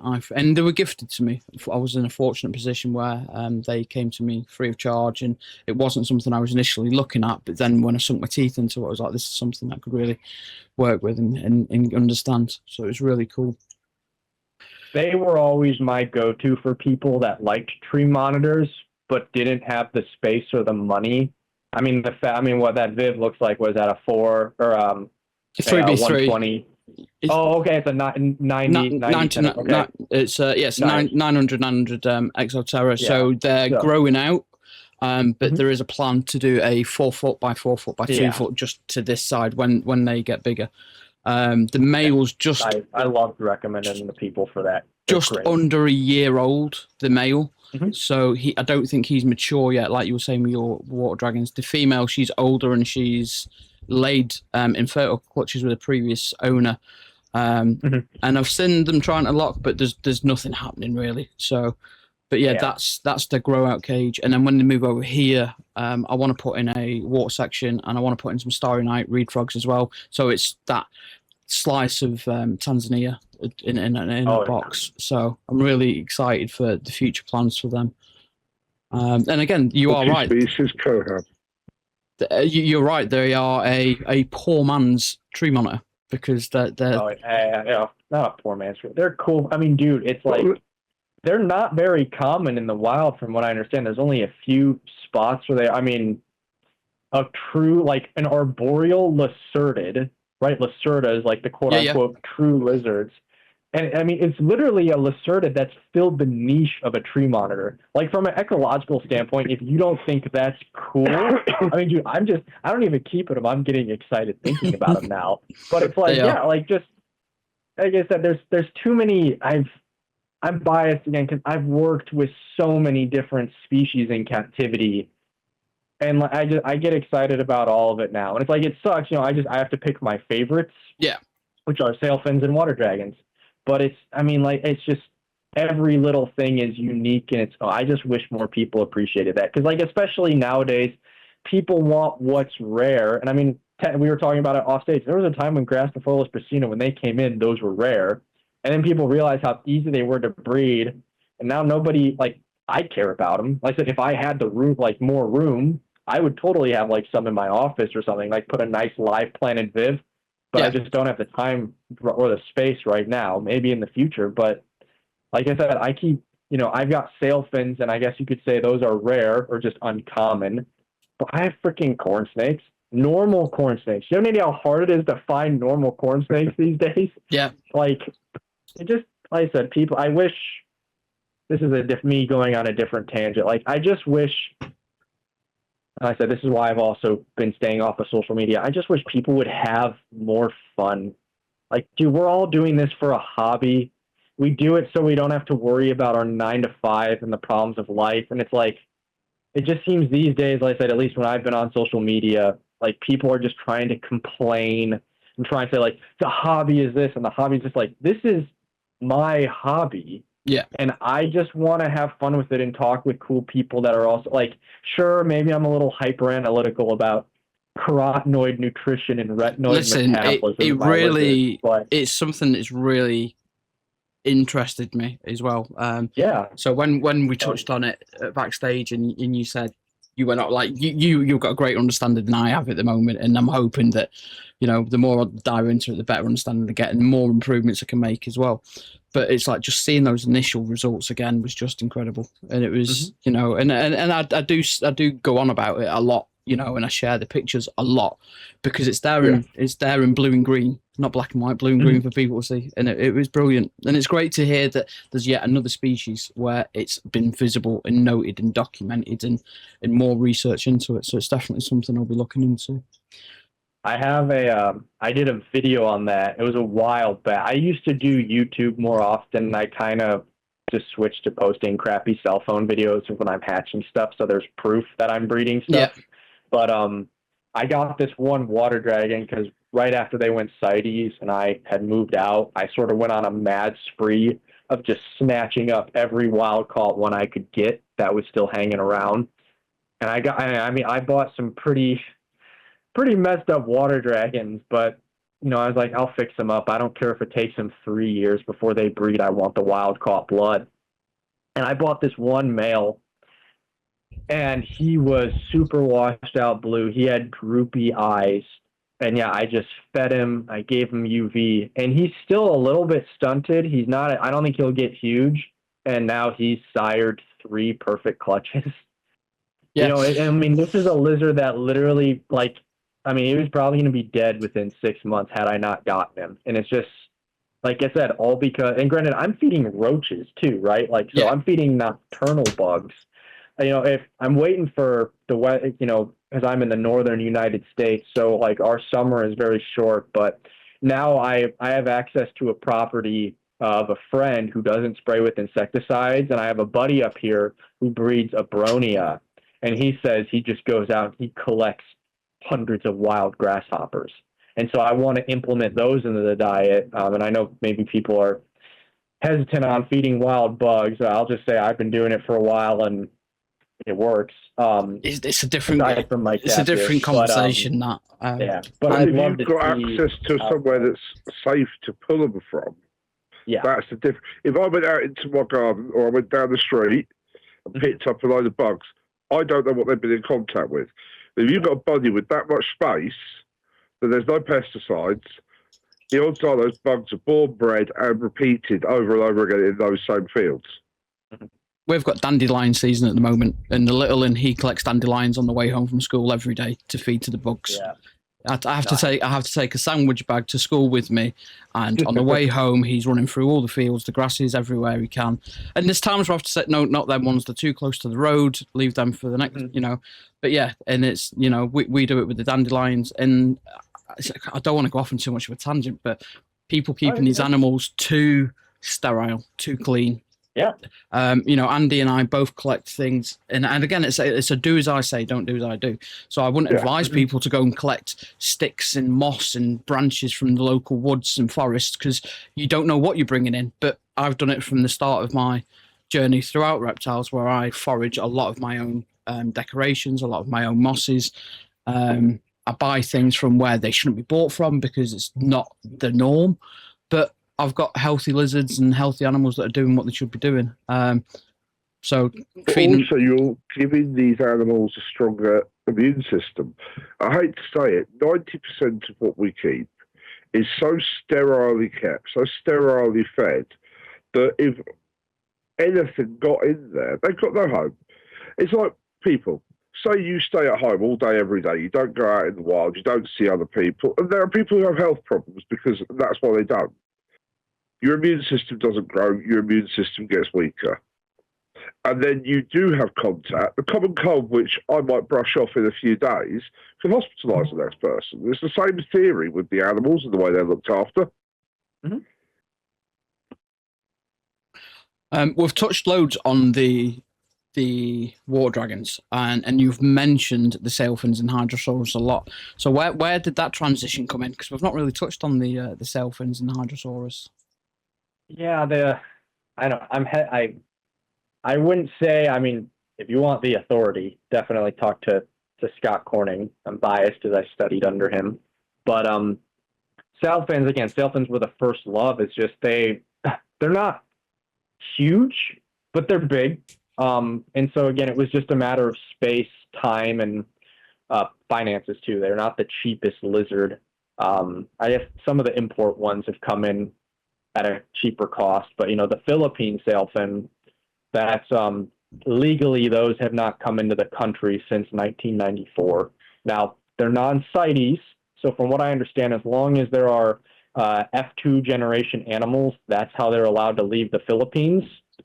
And so one way or another, they occasionally have come out. I'm not going to say the validity of the captive bredness of those specimens, if that's even a way to put it. But that was sort of the, one of those and the Celebensis were sort of the first on my list, because I just do the purple and the blue and the gold. That was the lizard I wanted. And so with college, I had my small colony of water dragons, and my father, thankful for him for while I was at school, he would just care for them. I could come back on break and do major touch-ups. But the point is, I wasn't in a position to have, 20 lizards while I was studying. It was easier to have like 4.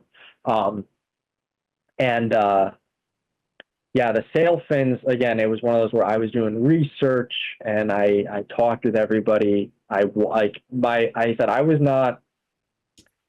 a typical college kid. Sometimes I wonder man, maybe I should have just wasted time and partied or something. It just wasn't who I was. I was, staying on the phone late with contacts overseas. I was talking to a guy in Indonesia. It's he'd call me on WhatsApp, so I would be up at midnight.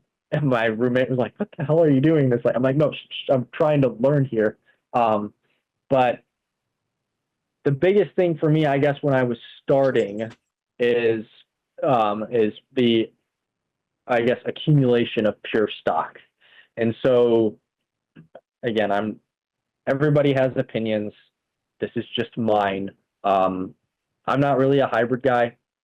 If you do it, cool. I understand. I listened to a podcast with a guy in the UK, who's Liam Sinclair. Yeah. And he had talked about for pet stock, what Heather Moy in the States is doing with the bearded dragons, intentionally making hybrids for hybrid vigor with species that have smaller gene pools. So he was saying about throwing a imperial king snake or imperial Pueblan, which is a Pueblan milk snake, California king snake cross, into the hobby pet California king snakes, just to make stronger animals for the pet trade. I totally get that. But then at the same time, there are people here in the United States that are true locality collectors, and I think those are important as well. So that's sort of where I'm at, is with Philippine sailfins. They aren't bred enough to where they're still pretty rare. And it's difficult. Maybe you would get see 1 or 2 people a year producing them. And it was always a few clutches.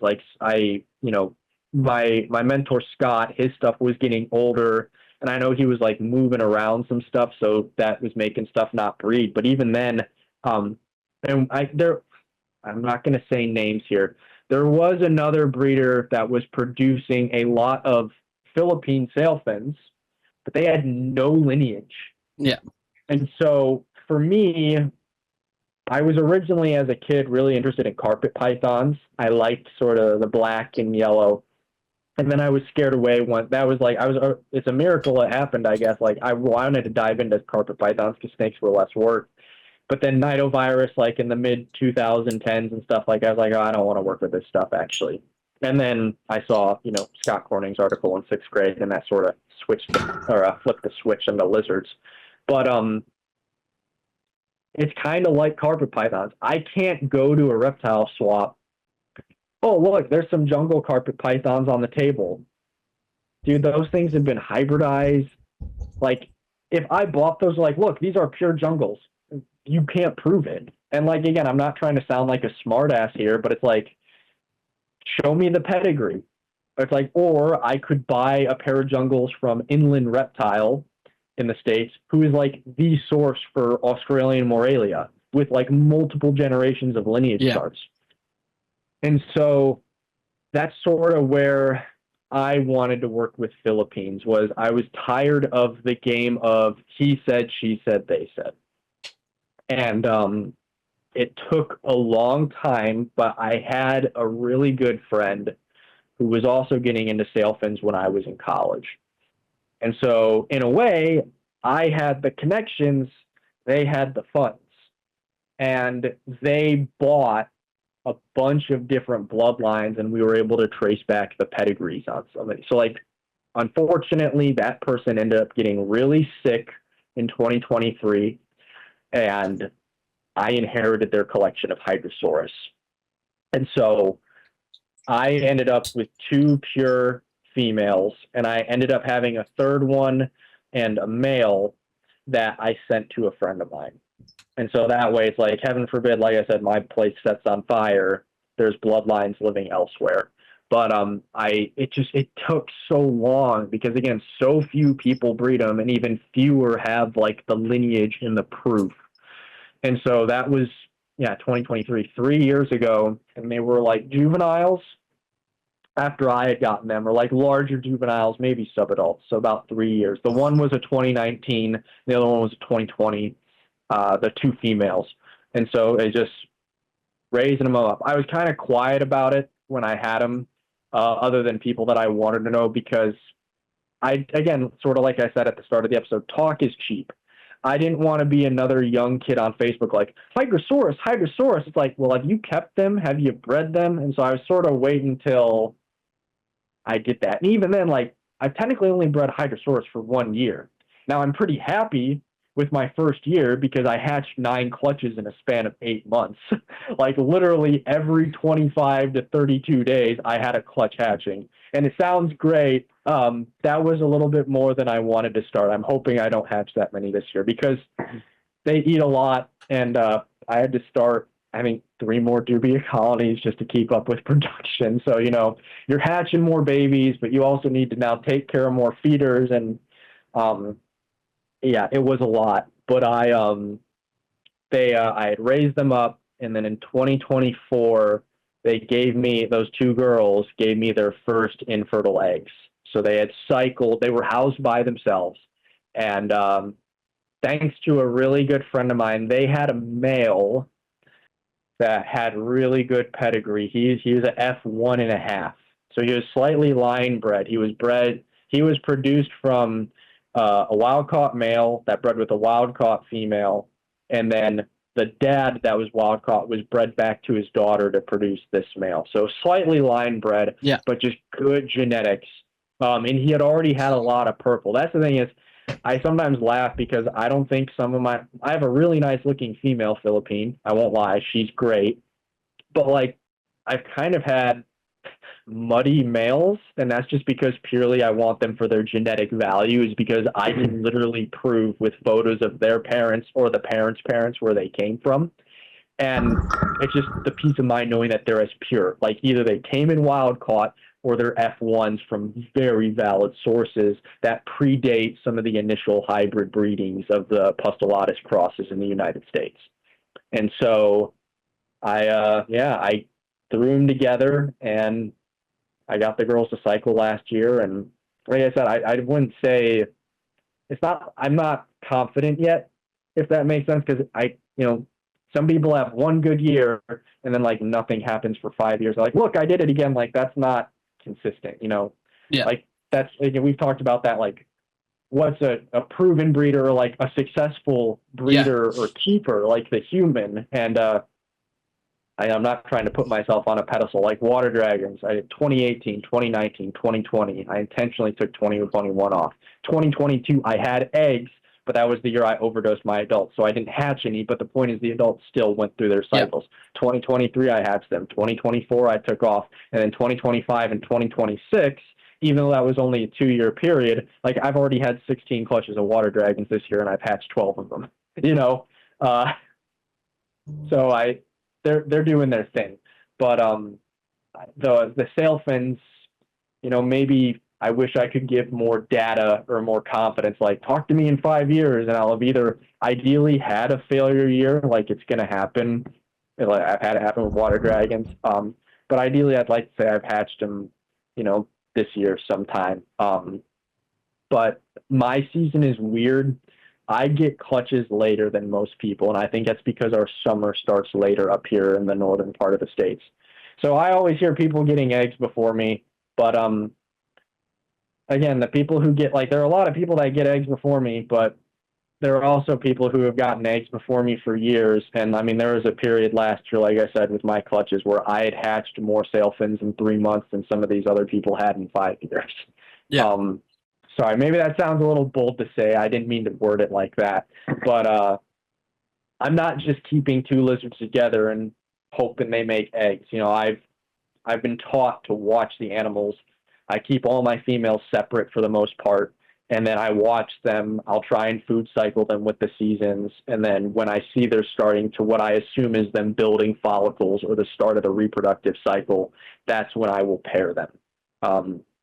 Whether or not that is what triggers successful egg laying, I genuinely have no idea, because some of these girls also just lay eggs without the presence of a male.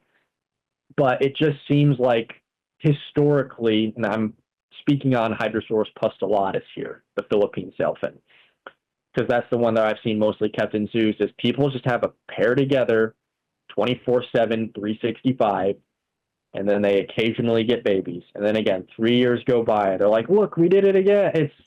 It just, that doesn't seem like breeding to me. That's just keeping 2 animals together and getting lucky. And there are so many species as well that need that cycling to encourage follicle development and growth. And I think when you've got those 2 animals that are just kept together, and that, you know, they don't, that cycling doesn't occur, you know. And again, I think that's a big shift that we're seeing here in the UK, that people are understanding cycling isn't just day-night temperatures. It's not just day-night light cycles. It's a whole host of things. And I've mentioned that about the white tree frogs. I was blindly expecting them to arrive, go into a rain chamber and get spawn, and it's not. They haven't, you know. So I'm going to be setting them up. I've spoke to the owner, and I'm going to be setting them up in a permanent temporary enclosure somewhere, and I'm going to cycle them to hopefully then encourage that breeding. And it's definitely something that people just don't take it. And you know, and again, it was that my inexperience of not understanding a species properly. So when you're dialing this in and you're seeing your females develop eggs and produce some fertile clutches and go through those changes, then you can start noticing, okay, now it's time to put that male in. And again, it is more than just putting 2 animals together and hoping for the best.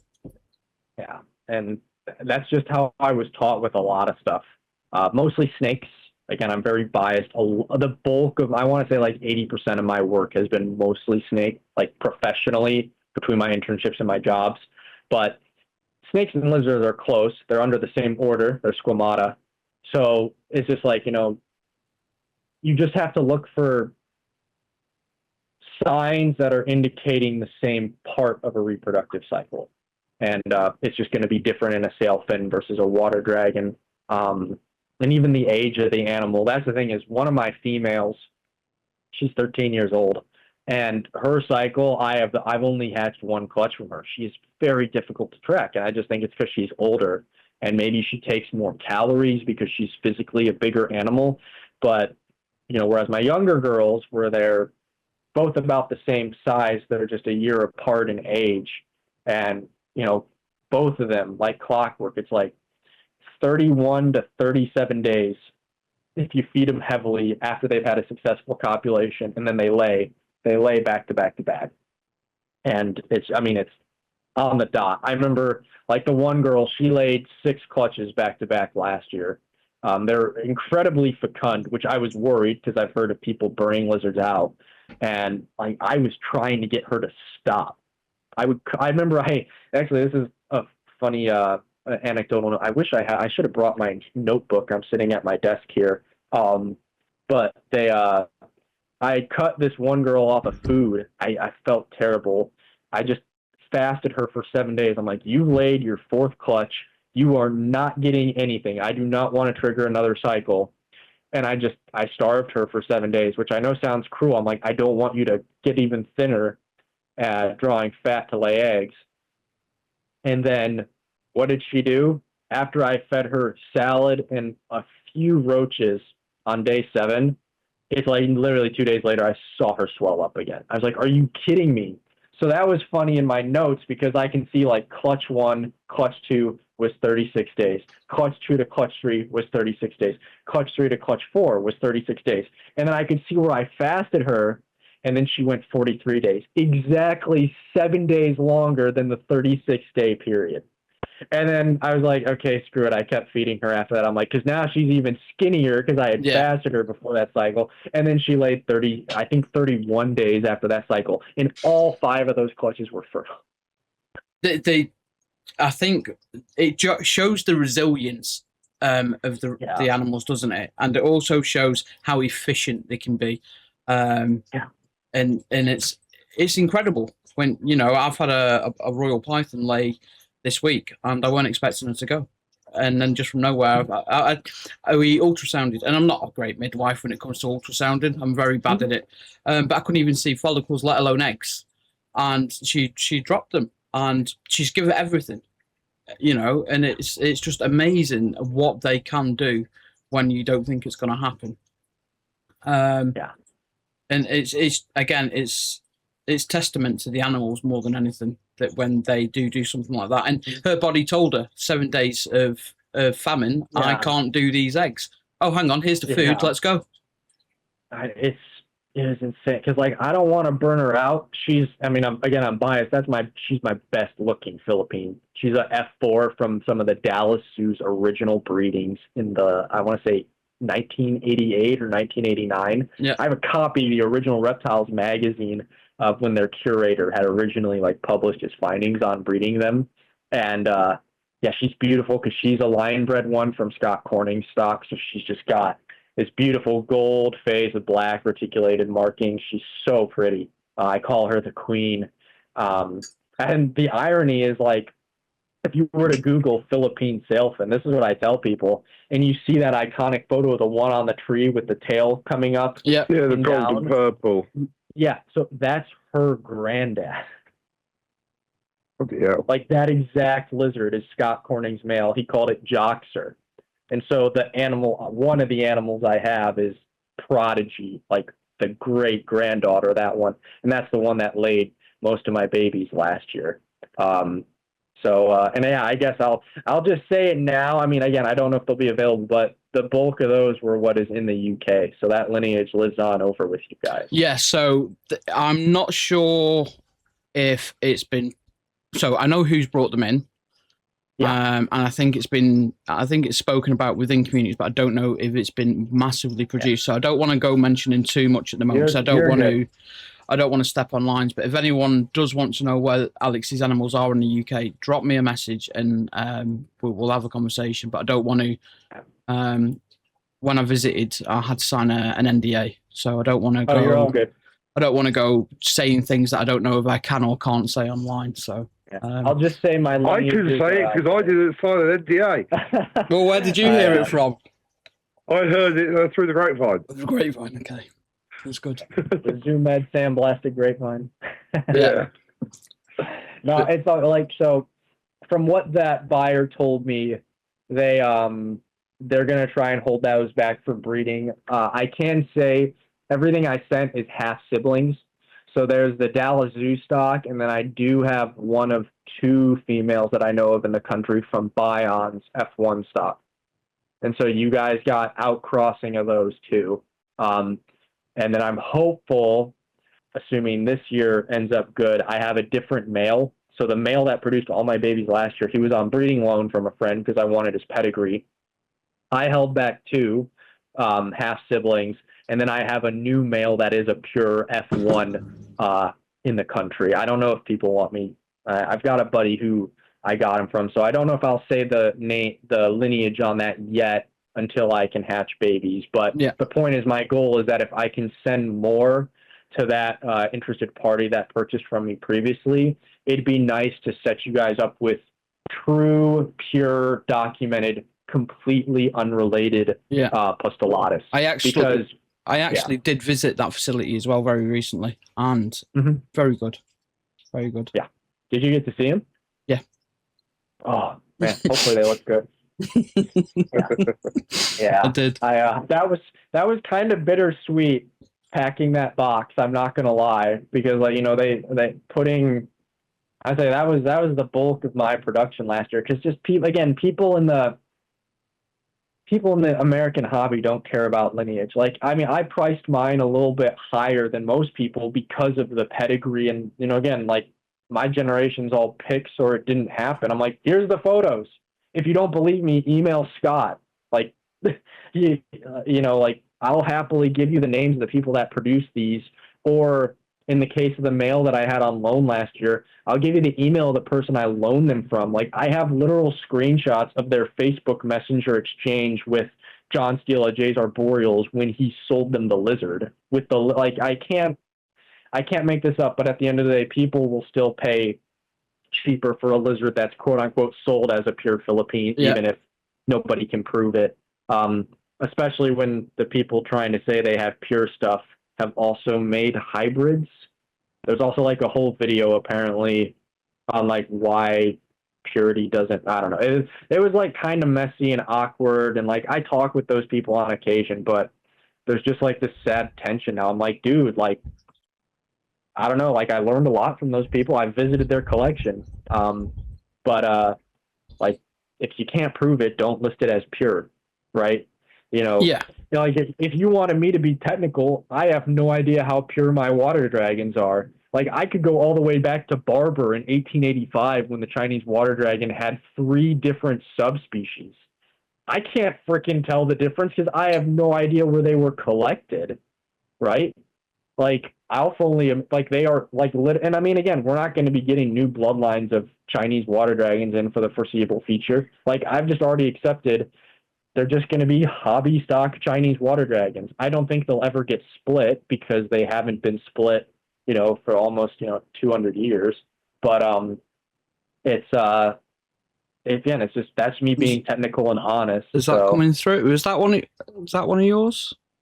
That is not. That's a Moluccan sailfin. That is a Hydrosaurus amboinensis. Yeah. I do not possess that. So I would like those. That was at the facility where I went. Okay. Well, everyone now knows where that facility is. No idea. But that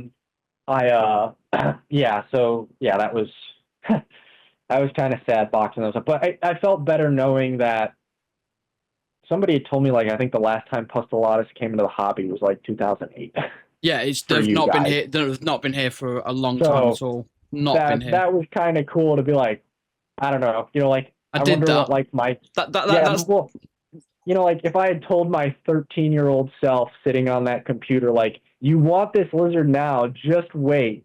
Yeah. Like you're gonna get those back into the UK. Yeah.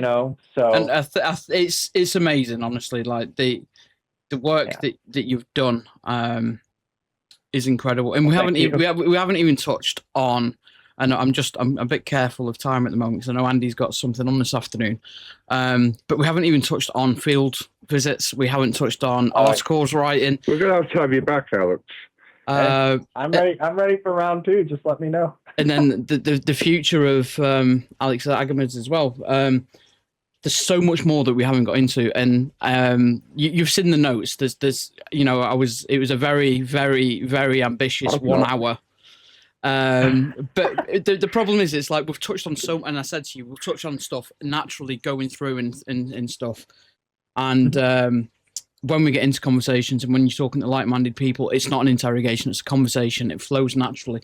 And we go off on tangents, and they're great. And it's a really good conversation to have, especially when we're talking about market manipulation and we're talking about diet and lighting and giving the animals what the animals want and what the animals are teaching us rather than what those care sheets are teaching us. And it's really, really important that we continue to have these conversations for the hobby. It does feel and sound that the UK is just that step or two in front of the US at the minute when it comes to welfare and education. And I really hope that with people like yourself that can then change that imagery of what and why people want to keep. And I think it will. I think it will. There are a lot of passionate keepers in the US who shadow yourself in other species, and it's and that's what's needed. It's just getting that voice out there, isn't it? There's so many people who are shouting louder at the moment. It's just getting noticed, and once it starts to come through, and it's the same over here. For a long time, there was no movement. There was no movement. There was no movement. Now the movement's starting. It's just a matter of a waiting game. Yeah, like I said, man, mentorship has been a big thing, and I really attribute my successes to just learning from people who are far more successful than I am, and likely will ever be, because they had to do this when the hobby was coming up. Like, I'm so spoiled that, I get Sailfin Dragons are not that they're not easy to breed. I mean, again, like I said, I very well could have just gotten lucky for my first year, and God knows, like, my incubator is going to set on fire or something, right? And I'm going to lose it all. I hope not. Well, don't. I hate incubators at times. Yeah, but it's just like I don't know. I've said this before. My water dragon teacher, Mr. Ryan Trammell, he told me, what good is good information if it can't be shared for the good of others? So I like the way that's worded. It's fun. Why gatekeep? Trying to find the right words. I suck at wording stuff, and I didn't have enough coffee this morning for getting up early. But I just think, it's the hobby is going to keep changing, and things are going to keep doing better. Like you said, there's a lot of loud mouths, people who try to preach something and they don't do it. And I guess that goes back to the start of our conversation. The emptiest cans rattle the loudest. Yeah, and, I really like that. I really like that. I can't take credit for it. That goes to Mr. Maliri. But I'm going to keep that one in the back burner. I've just tried to keep my head down and do the work. And I told myself, if the work that I'm doing is good, the right people are going to support it and recognize it. And at the end of the day, I just feel like, too, this is, again, like passing on stuff like my mentors have taught me. And I'm hoping that, like, the lizards I produce, the content I put out, people who are going to listen to this podcast, like, I'm still learning, but if anything I've said on this episode helps somebody out, right? Like the next Scott Corning, the next Ryan Trammell, like when I'm dead and this is still on the internet for all eternity, like the next Alex Myers, who's obsessed with Sailfins, like, that's just what it's all about, man. And then who knows what they could do if they stick with, the lizards for 20 years and refine it. We're sort of at this weird phase where, like, the future of the hobby is, well, it's uncertain because of legislation throughout the world. Like, we have USARK here in the States, but we also have responsible reptile keeping, which I know is like Tony. I saw him at the Tinley Park show, like, full support for. We've got him on. We had an episode with him as well. Yeah. It's just like, it's so important now that more than ever with how digital and public everything is through social media. Responsible reptile keeping, they've just released their worldwide reptile survey. So I've seen that on their website today. One of our I got an email about that this morning. Yeah, shared it. So it's a really interesting read. Read. But just going back quickly to what you say about your mentors, that if they were good, they've been good mentors to you. So what they've taught you is enough to see you surpass them. And that's what you want to do. When you're helping someone in this hobby and you're teaching someone in this hobby, you always want to see them go further than you ever could. Because it means they've taken on board, they've learned, and they've progressed.